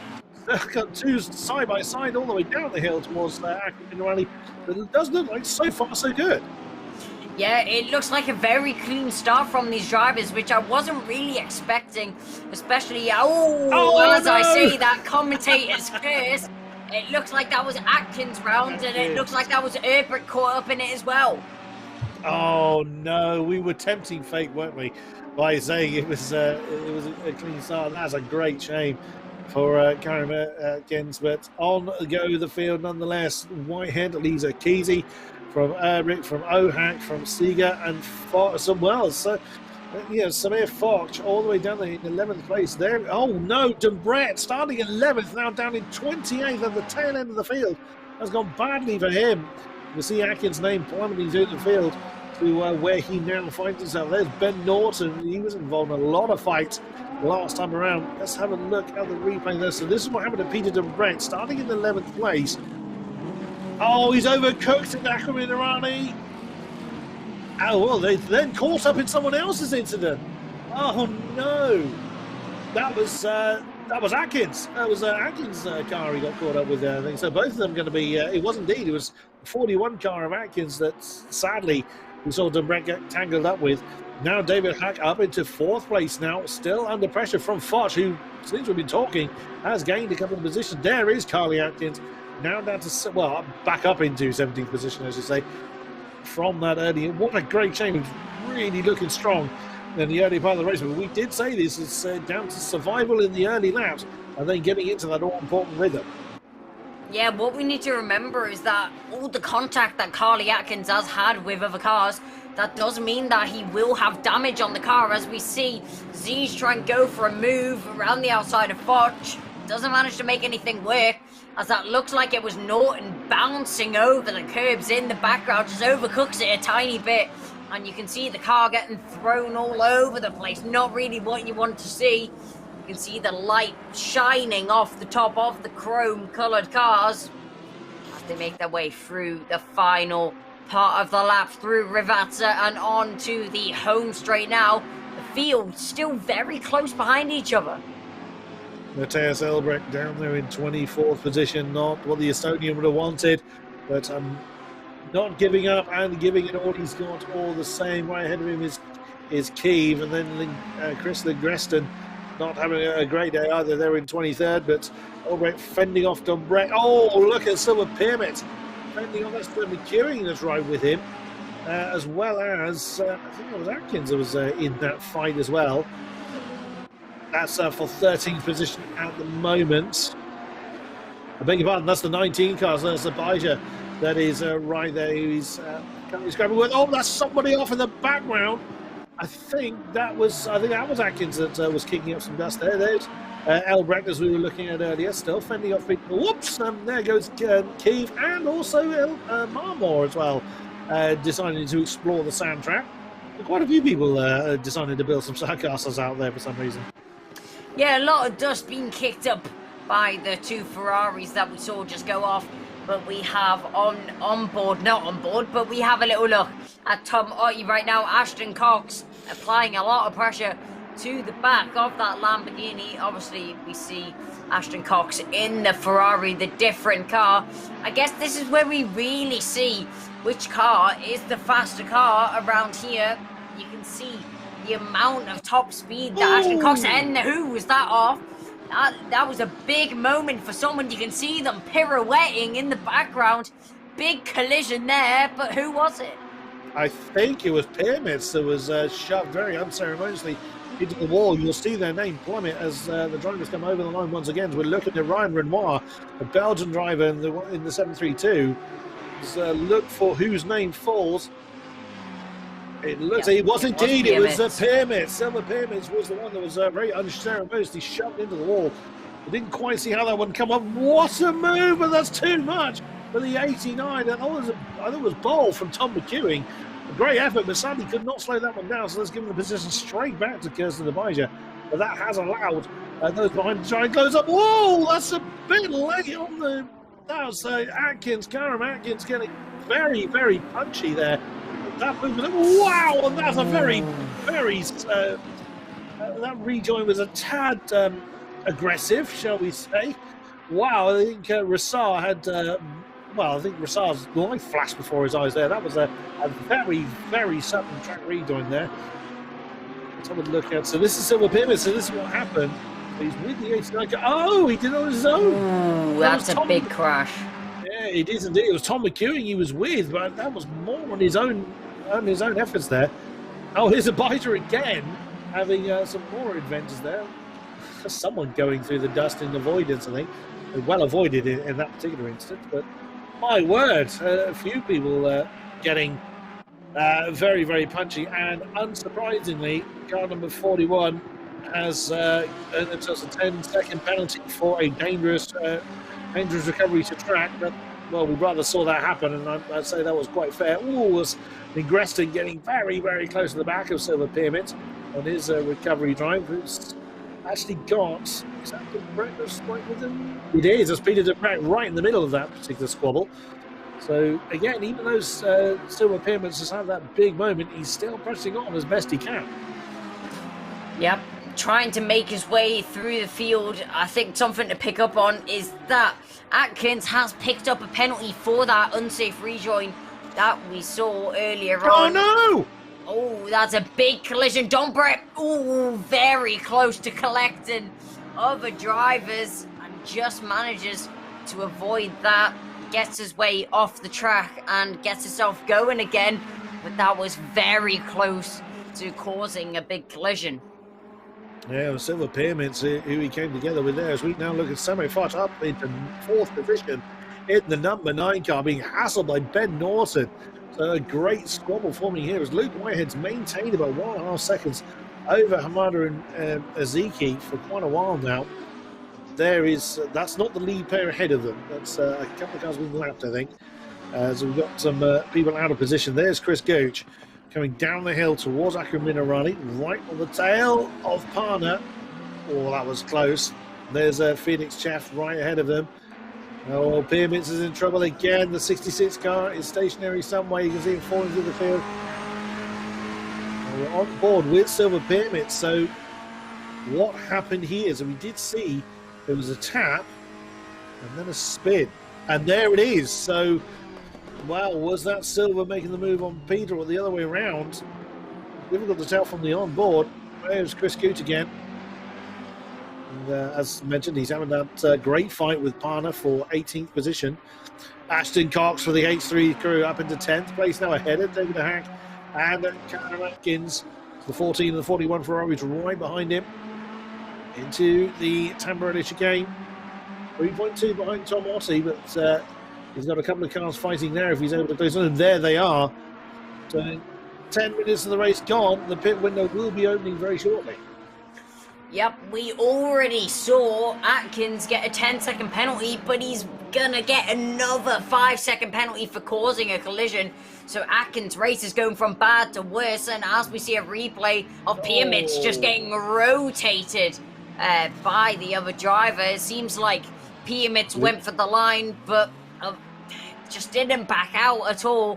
Neither of the drivers wanted to back out off their line, so very close to actually coming across the front of, I think that was Albrecht there. And that is off once again. It was Legreston he initially caught up with, sadly, in the 129 car. So I would imagine that Silver has had enough of this track for tonight, but we will see. There we go, pit lane now is open.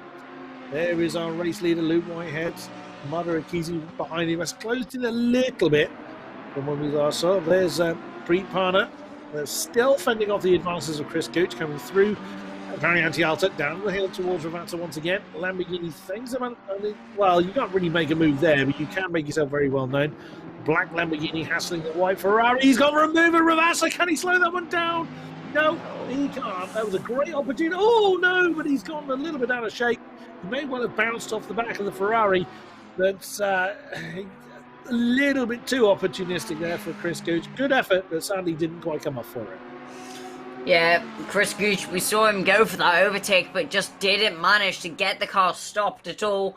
As I'm sure we'll see quite a few drivers diving into the pit lane very soon, as we see Elbrecht trying to make some move on Parner ahead of him, as we make our way into the first chicane of the lap, which is the Tamburello chicane, as we make our way out of that turn 3 and 4, as it gets very wide, does Elbrecht, and that just mean that Parner just manages to get away just a little bit. No, as we see Elbrecht just trying to make his way through the field now. He's making his way into the hairpin. That is into the Tosa hairpin. He's got a lot of pressure from Afonseca behind. What is Afonseca going to be able to do on that Lamborghini? They are in the opposite cars, so anything could happen here as they make their way through Piratella now and down the hill into, as you saw, the very big elevation change. But as they make their way back up the hill now, and they're going to make their way down the short straight into the Variante outer chicane.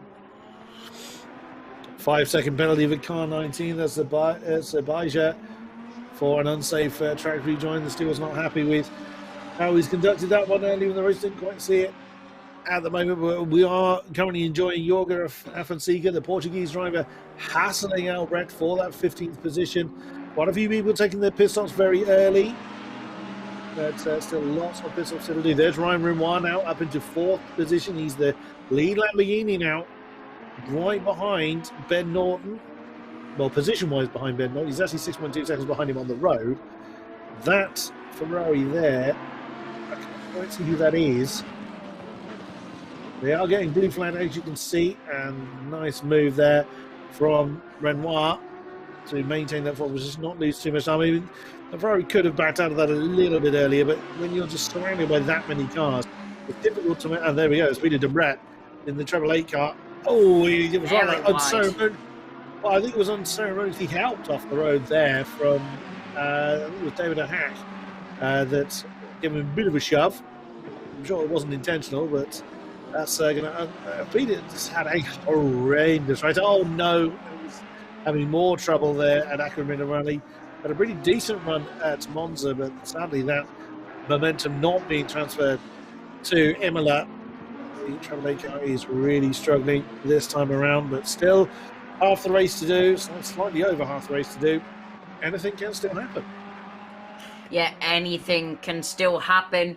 But what I realised is the lack of drivers that have actually made their pit stops yet.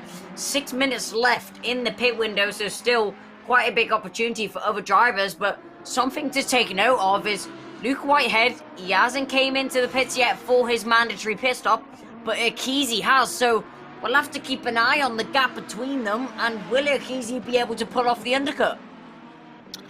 Very good question, and it's certainly worth a try. I mean, he's been maintaining that about 1.5 second gap between himself and Luke Whitehead. There he is in 11th position, right behind. That's not Marma that's ahead of him.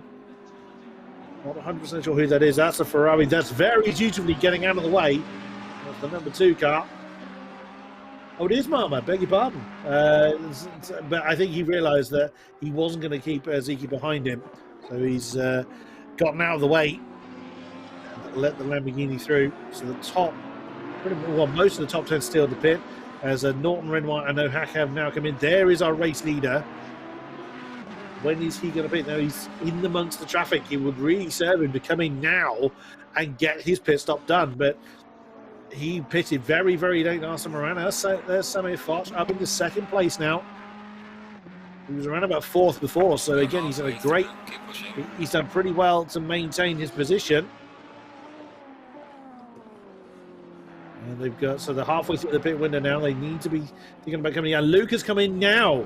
So I think that's actually the best decision. He really was amongst the traffic, and he would have lost out more had he tried to keep going and battle through the traffic. So I think he's made the right call there to try and maintain the lead. But it really depends on how well Ezekiel has done on his outlap. There's David O'Hack. He has pitted. He's in 12th at the moment. In a bit of a, well, he's in a hell of a scrap with that's Gonzalo ahead of him and Ziga right behind. What a lovely scrap we've got going on here for 11th place. Very, very close between all the cars right around them. I think they're all for position. There's Lucas Ziga in the 199. Also, he's in the back of the train, but Cox is not that far behind them either. So you can very easily get involved in this scrap if they slow each other up, which is, of course, highly likely the more they fight.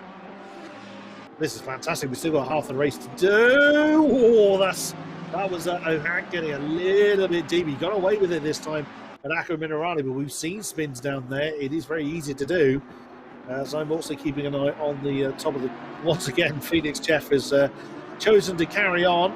He's not quite in the lead of the race just yet, but Lucas Ziga, has he got the momentum? And the door gets very slammed in his face by David O'Hack coming out of Variante Alta, now down to the hill. Is he going to try and make the big move into Ravassa? No, he doesn't go for it. And someone's off. Oh no, who's that that's bouncing? Maybe a back marker that's getting into this dust. By the fact they're staying there, is a back marker. Now is going to be a great opportunity with the main slipstream opportunity down that start finish straight. Who's going to win out over here? So with the pit stops, they're now battling for 10th place. Gonzalo ahead of O'Hack and ahead of Ziga. Ashley Cox, he's closing in on them. That's very close from O'Hack, but not close enough to make the move just yet. Yep, getting very close to the back of them is Ziggy, but something to take note of is Luke Whitehead. Yaz came out ahead of Akizi, but he's came out with nearly a 4-second gap. So this strategy from Luke Whitehead has pulled off perfectly in his books. The two Ashtois drivers, they were close, but no longer, as we see the leading two drivers now come into the pits of Rassar and Chef. But Ziggy was very close to the back of the driver ahead, which is Consabo. You can see trying to defend from David O'Hack and Ziggy behind. Consabo feeling a lot of pressure behind him. You can see, is that Ziggy looking for an overtake? O'Hack covers off the line. It looks like David O'Hack knows where to put the car if he wants to cover off a line. Absolutely, what a great battle we've got. Ashley Cox has caught the back of this pack now, so that is very much a four-way fight. Although Gonzalez had a great run down the hill towards Ravassa. Luke Whitehead has indeed retaken the lead of the race with, as you mentioned earlier, Kai, that 3.3 second lead. So he's over doubled the lead he has. So Ezekiel did not have such a good run on his outlap. Erbrich is a further 5 seconds back. But Gonzalo did everything he needed to do to prevent the counterattack, but he's now going to be under to try and that's actually Tom Ossie that's on the back of this pass. There's now a 5-way conga line for that 9th place. That's a long line, I guess you could say, especially in racing terms. David O'Hack is the closest out of any of them, though. Is he going to have a little look? He has a look to the inside. Doesn't manage to pull anything off, though. You can see the onboard of David O'Hack right now.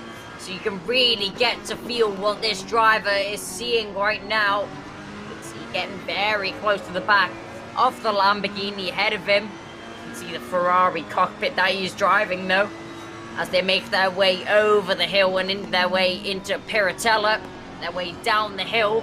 You can see O'Hack taking a very different line to Consavo ahead of him, and arguably a slower line as they make their way into Acqua Minerale, sorry.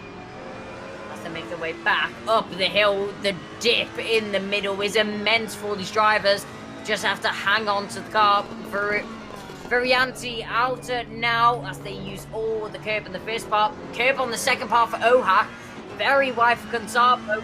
But O'Hack, you can see in his mirrors, Ziggy, he isn't far behind. That's a lovely insert shot there. You can see all 5 cars involved in this battle as Ziga getting very, very close to the 14 car. David O'Hack the number 14 able to fend off the 199, but he's having to turn right on a left-hander, but Ziga's gone off. Ziga's overcooked that one. He's going to lose some position, certainly lose some time. There is Luca Ziga. There he comes Ashley Cox, who's going to fly past him.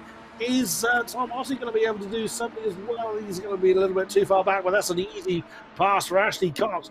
But due to all that, that's 1.5 seconds. Oh, wow, as Otte gets all crossed up. I think he wasn't anticipating Luca Ziga to slow down quite where he did. Here we go, as Kunsabo again under pressure from Ohak. It's a big move on the inside in towards Villeneuve. It's not a big breaker zone into there, but he's trying to put Kunsabo off. Oh, outside maneuver coming down towards Tozer. That's not really going to go your way.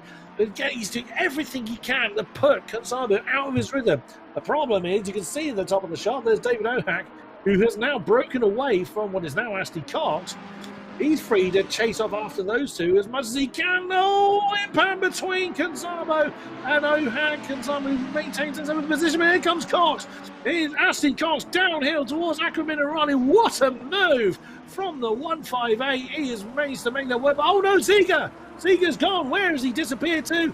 He's had a problem heading down there. He's still going. He's just coming through Akram Minerali. He's lost a lot of time. Ashley Cox on the inside of Variante Alta. You don't find many moves down there, but unfortunately he's tangled up with Kunsabo, and that's given the lead of this train now to David Ohak and Tom Otte.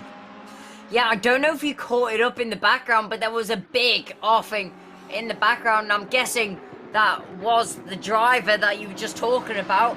Kunsabo, though, that was not really the position that he wanted to be in. That does mean that Ohak has got past, and so has Otte. So I'm sure that Ohak is not complaining about that. But as we have a look at Pripana down in P23 right now, chasing down, I'm guessing that's Mama ahead of him in the fluorescent yellow and green Lamborghini, catching and spitting up the dirt in the final corner around the outside. No, sorry, it's Chef.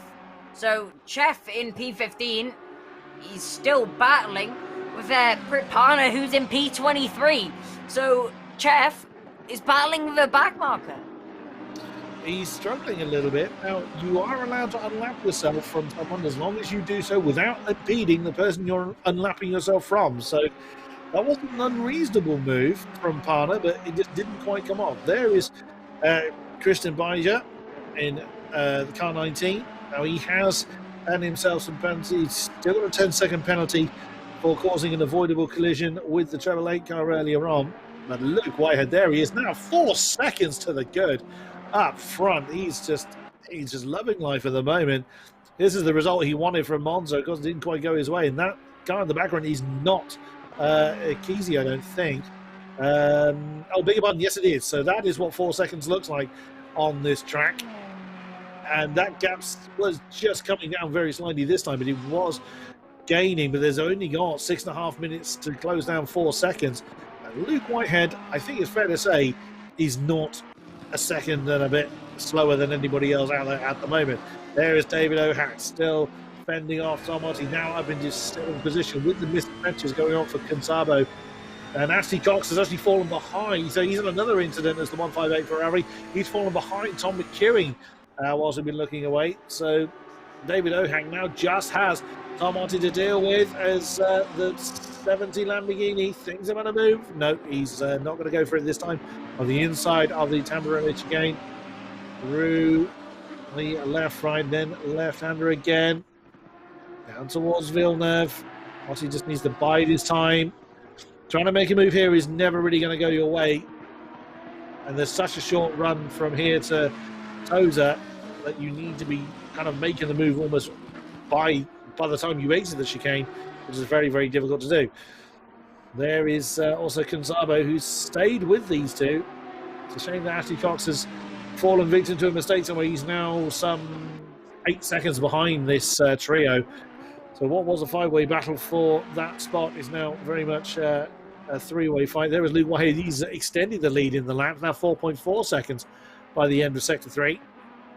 And there is Kesey. I wonder if Hamada has decided to settle for that particular position. He's 5 seconds ahead of race 1 winner Erbrick. But he is 4.4 seconds behind Luke Whitehead, who has absolutely stormed this race. There is Ashley Cox under pressure from Graham Atkins in the 41 car. That's very, very wide. And Marianne Alta for Ashley Cox is just about managed to maintain his spot ahead of the 41 car, but you can't be doing that too many times. Something to take note of now is that Consabo's picked up a 5-second penalty for an avoidable contact between him and car 158. The penalty is handed out there. Yep, Ashton Cox, he has been deemed as the victim of that collision. But talking about Ashton Cox, he's got a lot of pressure from Atkins behind. Is Atkins going to look up the inside into the chicane? Yes, he will. He's going to make the move stick for now, and there's contact between the two of them. Not too big contact, though. You do say rubbing is racing, and I guess you could say it in that term as well. Nicely done there by Atkins. It was a little risky, but he made it work. And again, Ashton gave the necessary racing room to make sure that move completed successfully. There's Chris Gooch. Oh, slamming the door shut on Afonseca right behind him. And then there's Elbrecht not far behind them. Oh, no, he's got it wrong, though. Oh, no, that was a bit bizarre because Gooch got that wrong going into the Tamburello chicane. Then Afonseca got it wrong in the middle, and then Afonseca bounced off of Gooch, unfortunately. So Portuguese driver is then stranded in the dust. There he is. He's going to lose another one to Massey, the 215 Lamborghini. Oh, no, that's not how Jorge Afonseca wanted that one to go. There is the 202 once again, just leading the way. Absolutely no answer from Ezeki this time around. There he is at the top of the shot in the 13 car.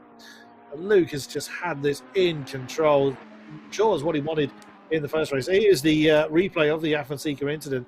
So that's where it went wrong initially for Gooch. And then Afonseca went too wide and then bounced off of Gooch. So it's an unfortunate mistake there from Jorge Afonseca. But yeah, that's... Even the greats make mistakes. Yeah, and you were saying earlier that you don't think that Luke Whitehead is a second and a bit slower each lap than anyone else, and you were 100% right. He is actually faster than anyone else in the field, as you can see, just extending his gap out in the lead. But as we have a look on board with Medvedes, as he makes his way down into the first chicane of the Tamburello chicane, we saw a big incident earlier, but it looks like Medvedes, as he makes his way through the second part, very close to the gravel trap there as he makes his way through the Tosa hairpin. Now he's getting very close to the back of Chef up ahead, and I'm sure there is a good battle to go on very soon. Yeah, it doesn't have long to run, unfortunately, with just over a minute and a half before the checkered flag falls. Arturas Medvedes on the tail of Felix Chef for 14th place. Oh, the Lamborghini went a little bit deep there in the middle of Aqua Minerale. There is Jan-Niklas Elbrecht, the German who won at Monza. He's very much settled into his rhythm. He just hasn't quite had the pace here at Imola, but still going to score some very impressive points and still in contention for that top spot when all is said and done. We'll get an update on the points once they've all been dealt with. There is Luke working his way through the back markers and just continuing now over 5 seconds between himself and Hamada Ezeki. You can pretty much ignore top gear at this point, and there's not many occasions they use the top gear in this track, in fairness, but he does not need to push. He can just stay where the back markers are. It's unlikely he's going to lose too much time. 40 seconds before the checkered flag falls. As mentioned, there's Chris Gooch still having an argument with Elbrecht for 18th place. Oh no, the Lamborghini's gone off. That's given that position to the 86 car, and that'll be very frustrating, especially in the closing stages of the race. You've got no time to recover from that kind of mistake. Yeah, Elbrecht will say thank you very much on his way past and take that position very kindly off his hands. But McEwing, we have a look, he's very close to the back of Consabo going into the Piratella downhill section now into Aqua Minerale as he makes his way through the uphill section. That will be the checker flag flying for anyone who crosses the line now. As we see McEwing still, he's dropped a little bit back from the drive behind, but Forge as he makes his way on to his final lap of the race. Luke Whitehead still leading by around 5 seconds now. Indeed, and he continues to chew up the back markers and destroy the miles.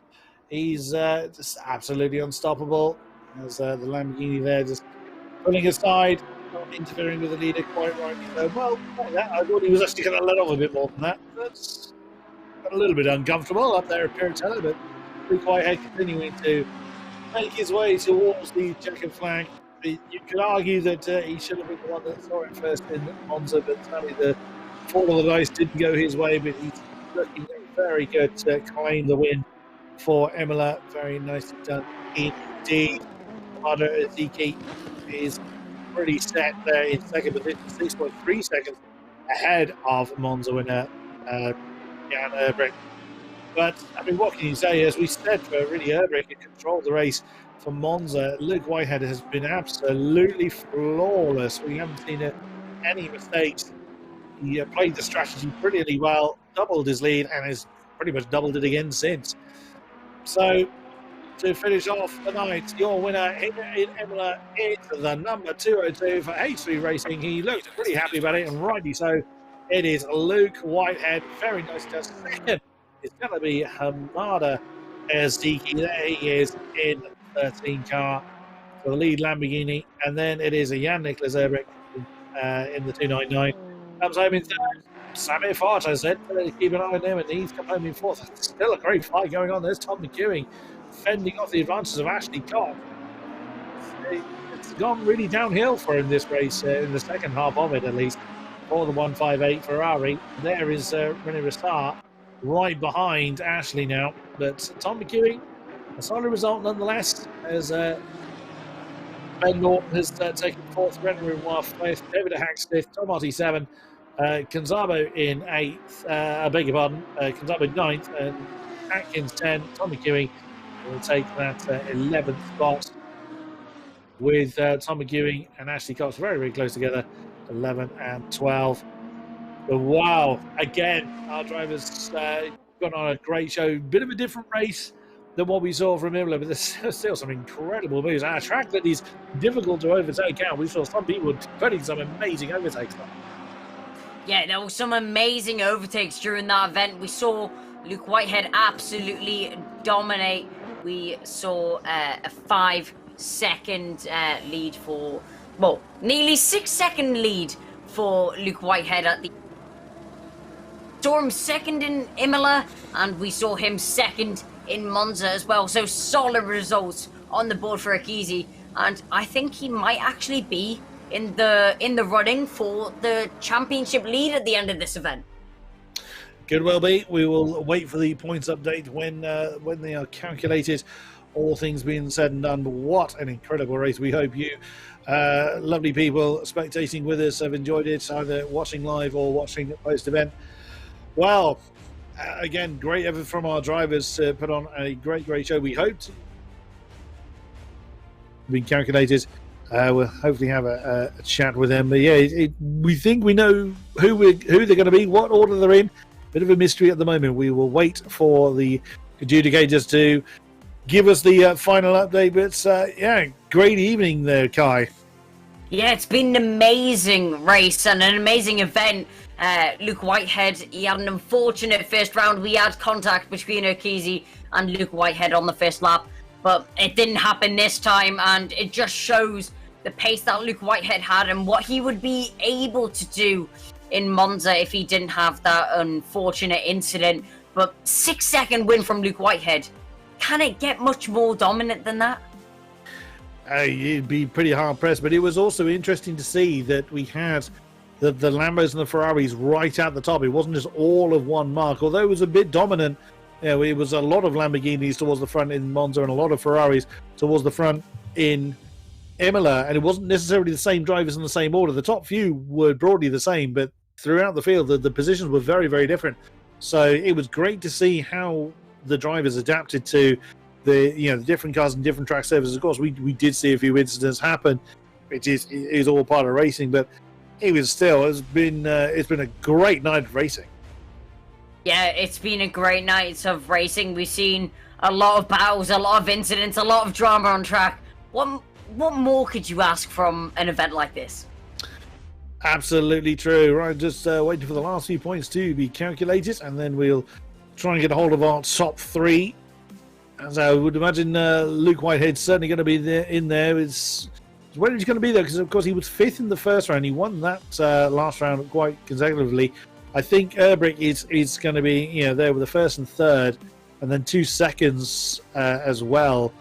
I don't know. I genuinely don't know where the people are going to be, but it'd be fun to listen to listen to what they have to say, especially sort of how well they've adapted. I'm very much looking forward to that.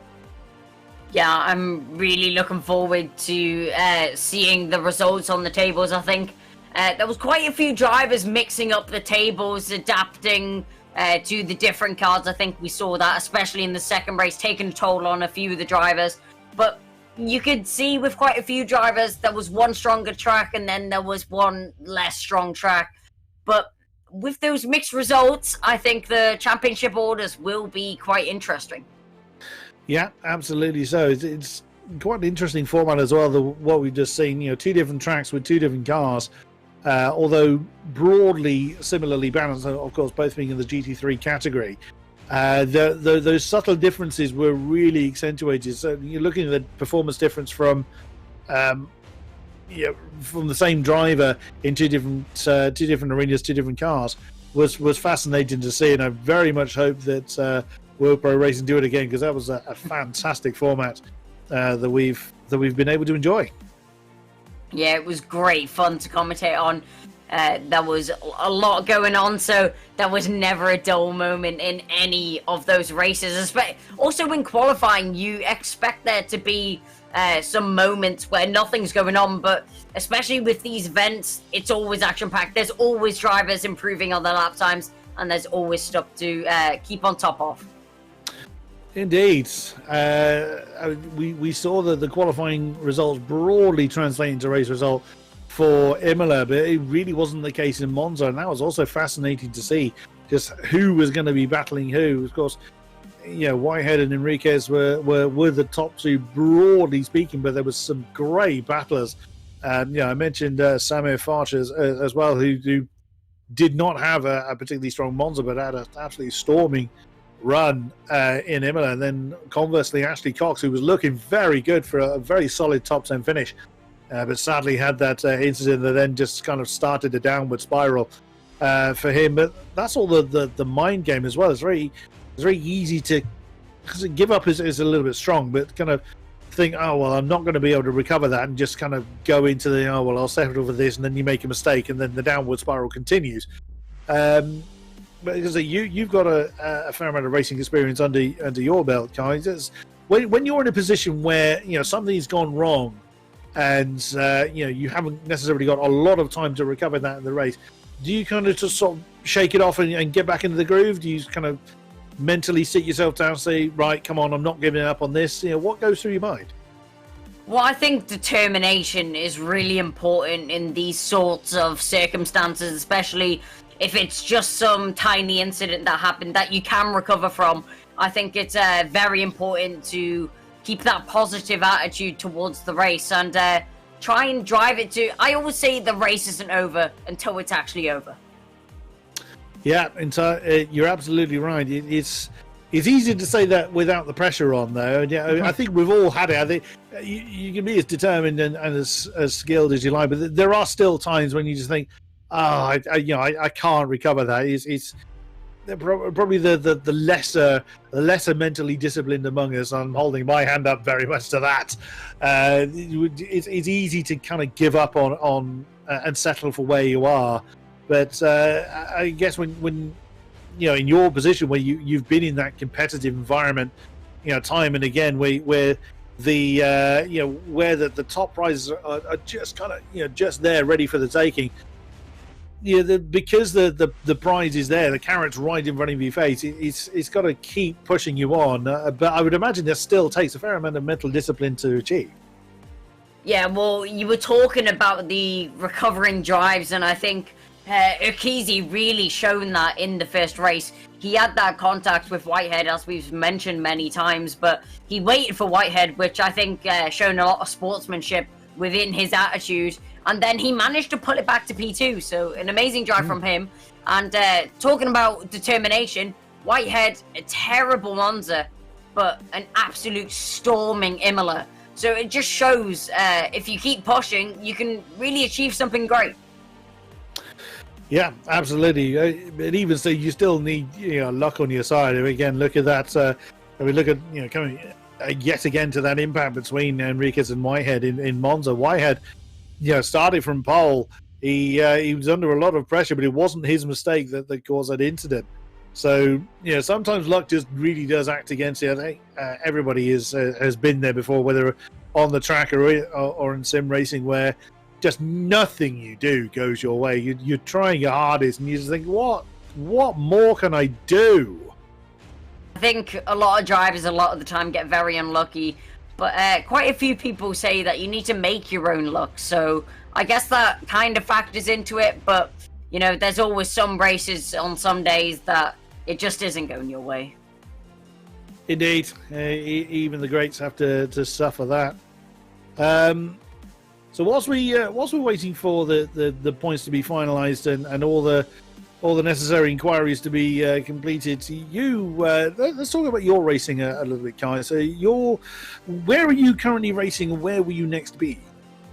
So I'm doing quite a bit of online racing right now. So I'm doing a bit of mix. I've done some F1 2020, which I do a championship on there on every Wednesday, and also I've also got into iRacing quite recently. So I'm really enjoying iRacing. It's a great simulator, and I've done 2 endurance races on there. I've done the Bathurst 12 hours, the Sebring 12 hours, which I've really enjoyed.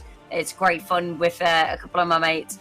And also, I've done a few Assetto Corsa races. I've done a couple of endurance races on there. So I kind of try to do a bit of all of it. I mean, I think that's always the best, to have a selection of what you can have. Diversity, yeah, absolutely. And that tonight's been a very good showcase of that between the 2 cars and 2 tracks. Was it this past Sunday you did Bathurst, perchance? Yes, it was. It was actually on Saturday that we did Bathurst. We went 12 midday until 12 at night. So it was very tiring, me doing the last stint. So 10 until 12. I took a little nap in between, but I had to finish off the race for the team. And yeah, I really enjoyed it. And I think my next goal is to do a 24-hour race. I would love to do that. You brave boy. I've commentated stints of a 24-hour race. I've never compared. I could never manage it. I know my own limitations too much that I just wouldn't manage. I'd be hopeless. After about 45 minutes, I'm spent. So sprint race is fine, but endurance races, no, I'll leave that to those that really know what they're doing and have the physical and mental fitness to actually carry that through. And that actually leads me to my next point. Fitness is something that is actually just as important in the sim racing world as it is in the physical world. And again, you've bridged the gap between the two. You would agree with that statement or disagree? Yeah, I would agree. I think you have to keep on top of your fitness to actually drive the simulator. It can actually take a toll on your endurance, your stamina. And also, I think mental fitness is very important in sim racing, especially in endurance races, as you were talking about. The points are in, and we're starting to get some drivers come and have a chat with us. So then, in third position, now bearing in mind, first, second, and third are separated by just 2 points. That's how close it was in the end. Third place with 29 is Luke Whitehead. Well done, Luke. Would it be fair to say that it rather was, I say summed up is a little bit strong, but it was rather dictated by your misadventures in Monza, would you say? Oh, 100%. It was very bittersweet, that win at Imola. I knew coming into it that I'd be strong at Imola in the Ferrari. It's always been a car that I've been quick in. you know, in the sim grids, I think I'm leading the championship with Hamada. Funny enough, rather ironically, given race 1, which is quite funny. But yeah, I drove really well in race 2. I didn't really put a foot wrong, at least from where I was sitting. But yeah, the pace was really good. But my curse at Monza just struck again. I don't think I've had a single good race at Monza ever. I've had pole every time I've raced there, and then, you know, had either a hardware failure or been smashed off, you know. And obviously in the first race, you know, there was a bit of lag involved with Hamada. Obviously, it wasn't really his fault. He couldn't have done anything about it. There was a bit of lag, and I watched on the replay. He didn't actually hit me, so quite frustrating that happened. But yeah, it is what it is. I'm just glad to have fought back and got a podium in the end. But, you know, a bit more frustrated though to only have missed out on the win by 2 points. But yeah, good momentum as the next round at SimGrid is actually at Imola. So it's some very, very good prep for that. But yeah, can't really complain too much. Very, very gracious of you there, Luke. I mean, from what we saw, we didn't see an awful lot of you in Imola. You just kind of got into the lead and ran off. Was that what you were always confident you'd be able to do? You did say you were looking forward to Imola in the Ferrari. Would it have been the case if you'd gone with a Lambo, or was the Ferrari always the clear choice for Imola? Well, I'm a big fan of the Ferrari, as I mentioned. So I always knew that I'd be very strong there, but I also knew that the Lambo, I've done some testing with the Lambo and the Ferrari there, obviously in prep for this, and the Lambo was actually quicker, but the delta between the Lambo and the Ferrari at Monza was larger, so the Lambo was actually quicker at Monza as well for me. So I was kind of in two minds, but I felt like, you know, with regards to what I've been doing recently and how much I enjoy the Ferrari rounds there, I just thought it was a slam dunk decision for me. And obviously, yeah, as you say, the pace was really good. We just disappeared, which is always what you like to do in a race. It's always the perfect outcome. So, yeah, brilliant. I'm really happy to have done that in race 2. But obviously, race 1, I think we would have had at least a podium, even though I changed the setup slightly to suit the race, and it wasn't quite as good. And obviously as well, I had a little bit of rear end damage. But yeah, it happens. I'll learn on to the next one. Brilliant stuff. We look forward to seeing your progress in future races. Congratulations on 3rd place and well done, Luke Whitehead. Thank you very much. Thank you. In 2nd place with 30 points is Hamada Akizi. Are you with us, Hamada? Yes, thank you very much. Kai, all yours. Oh, awesome. So, Hamada, you had 2 amazing, consistent results. Tell us what your mindset was going into Imola after having that great recovery drive after the unfortunate contact with Luke. My whole mindset for today was having fun with my teammate. But that actually was not the case in race 1. That was totally my fault. Even if there was lag, I should have been more careful. It's lap 1. So that was unfortunate for Whitehead. But like, we fought back, and I got a good result, and he got some points as well, which actually helped him to get in P3 today. Yeah, you're only 1 point off the driver that got P1 here today. Is there anything else you think you could have done to try and get that extra point to maybe even try to get P1 in the championship? Yeah, if there was like 5 more minutes in the race, I think I could have pulled that.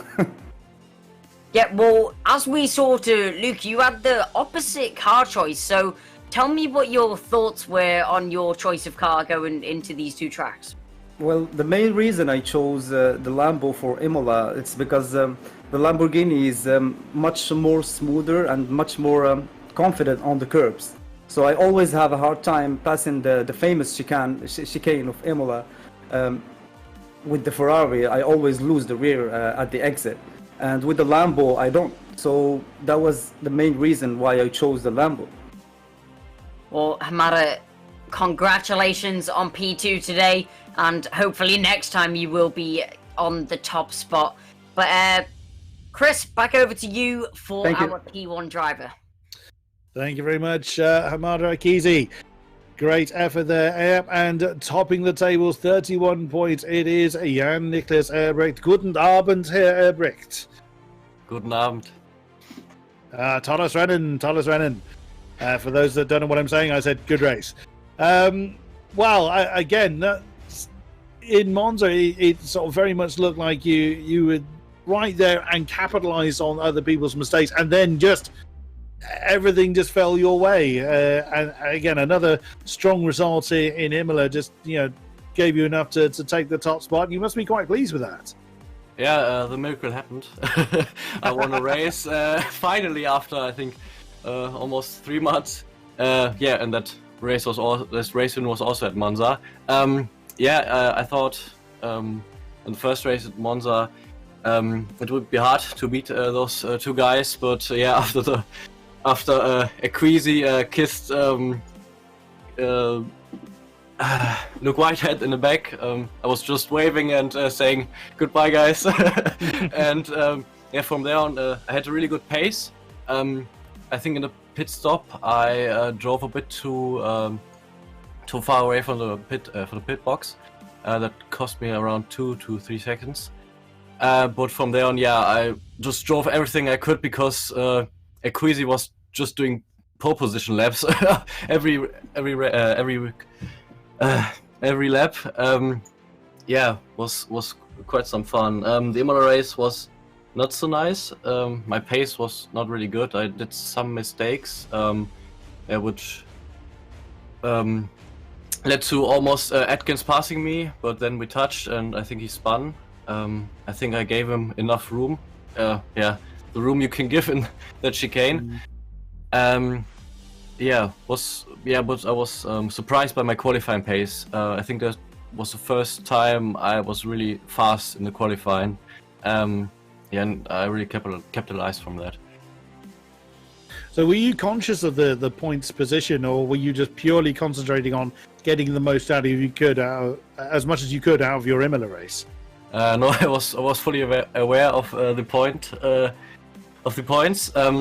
Honestly, I was expecting Equisi to pass Luke Whitehead at the pit stop, but that didn't happen. So,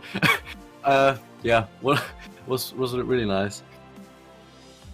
Excellent stuff. Well done on the race. Well done on taking the championship. Tolles Rennen, Herr Elbricht, auf Wiedersehen. Danke sehr. Tschüss. And that is going to bring an end to tonight's festivities. Thank you very much to all of our drivers for putting on a fantastic show. I think it's fair to say that it has been a very pleasant experience. Thank you very much to all the sponsors for everybody here at World Pro Racing. We genuinely couldn't do this without you. That's Gaming Malta, AMD, HyperX, GT Omega, Thrustmaster, and of course our broadcasting partners, ESTV, Motorsport TV, and TVN Sport. Thank you very much to those in the background that control the cameras and keep us on the straight and narrow. Again, we couldn't do it without you. And of course, thank you very much to my co-commentator, Kai Bacini, for tonight. It's been a great pleasure to have you in the box, good sir. Yeah, it's been a pleasure commentating alongside you here today, Chris, and thank you so much for having me alongside you in the box. Pleasure's all mine. Do come back to us. We'll be back here tomorrow for the USF 2000 race, which will be myself and Alex Goldschmidt in the commentary box for that. But there's plenty of other races going on, so keep an eye on the relative channels on the social medias. Like, share, subscribe, and all the rest of it. We hope to see you back here for next round. Thank you very much, and good night. Bye.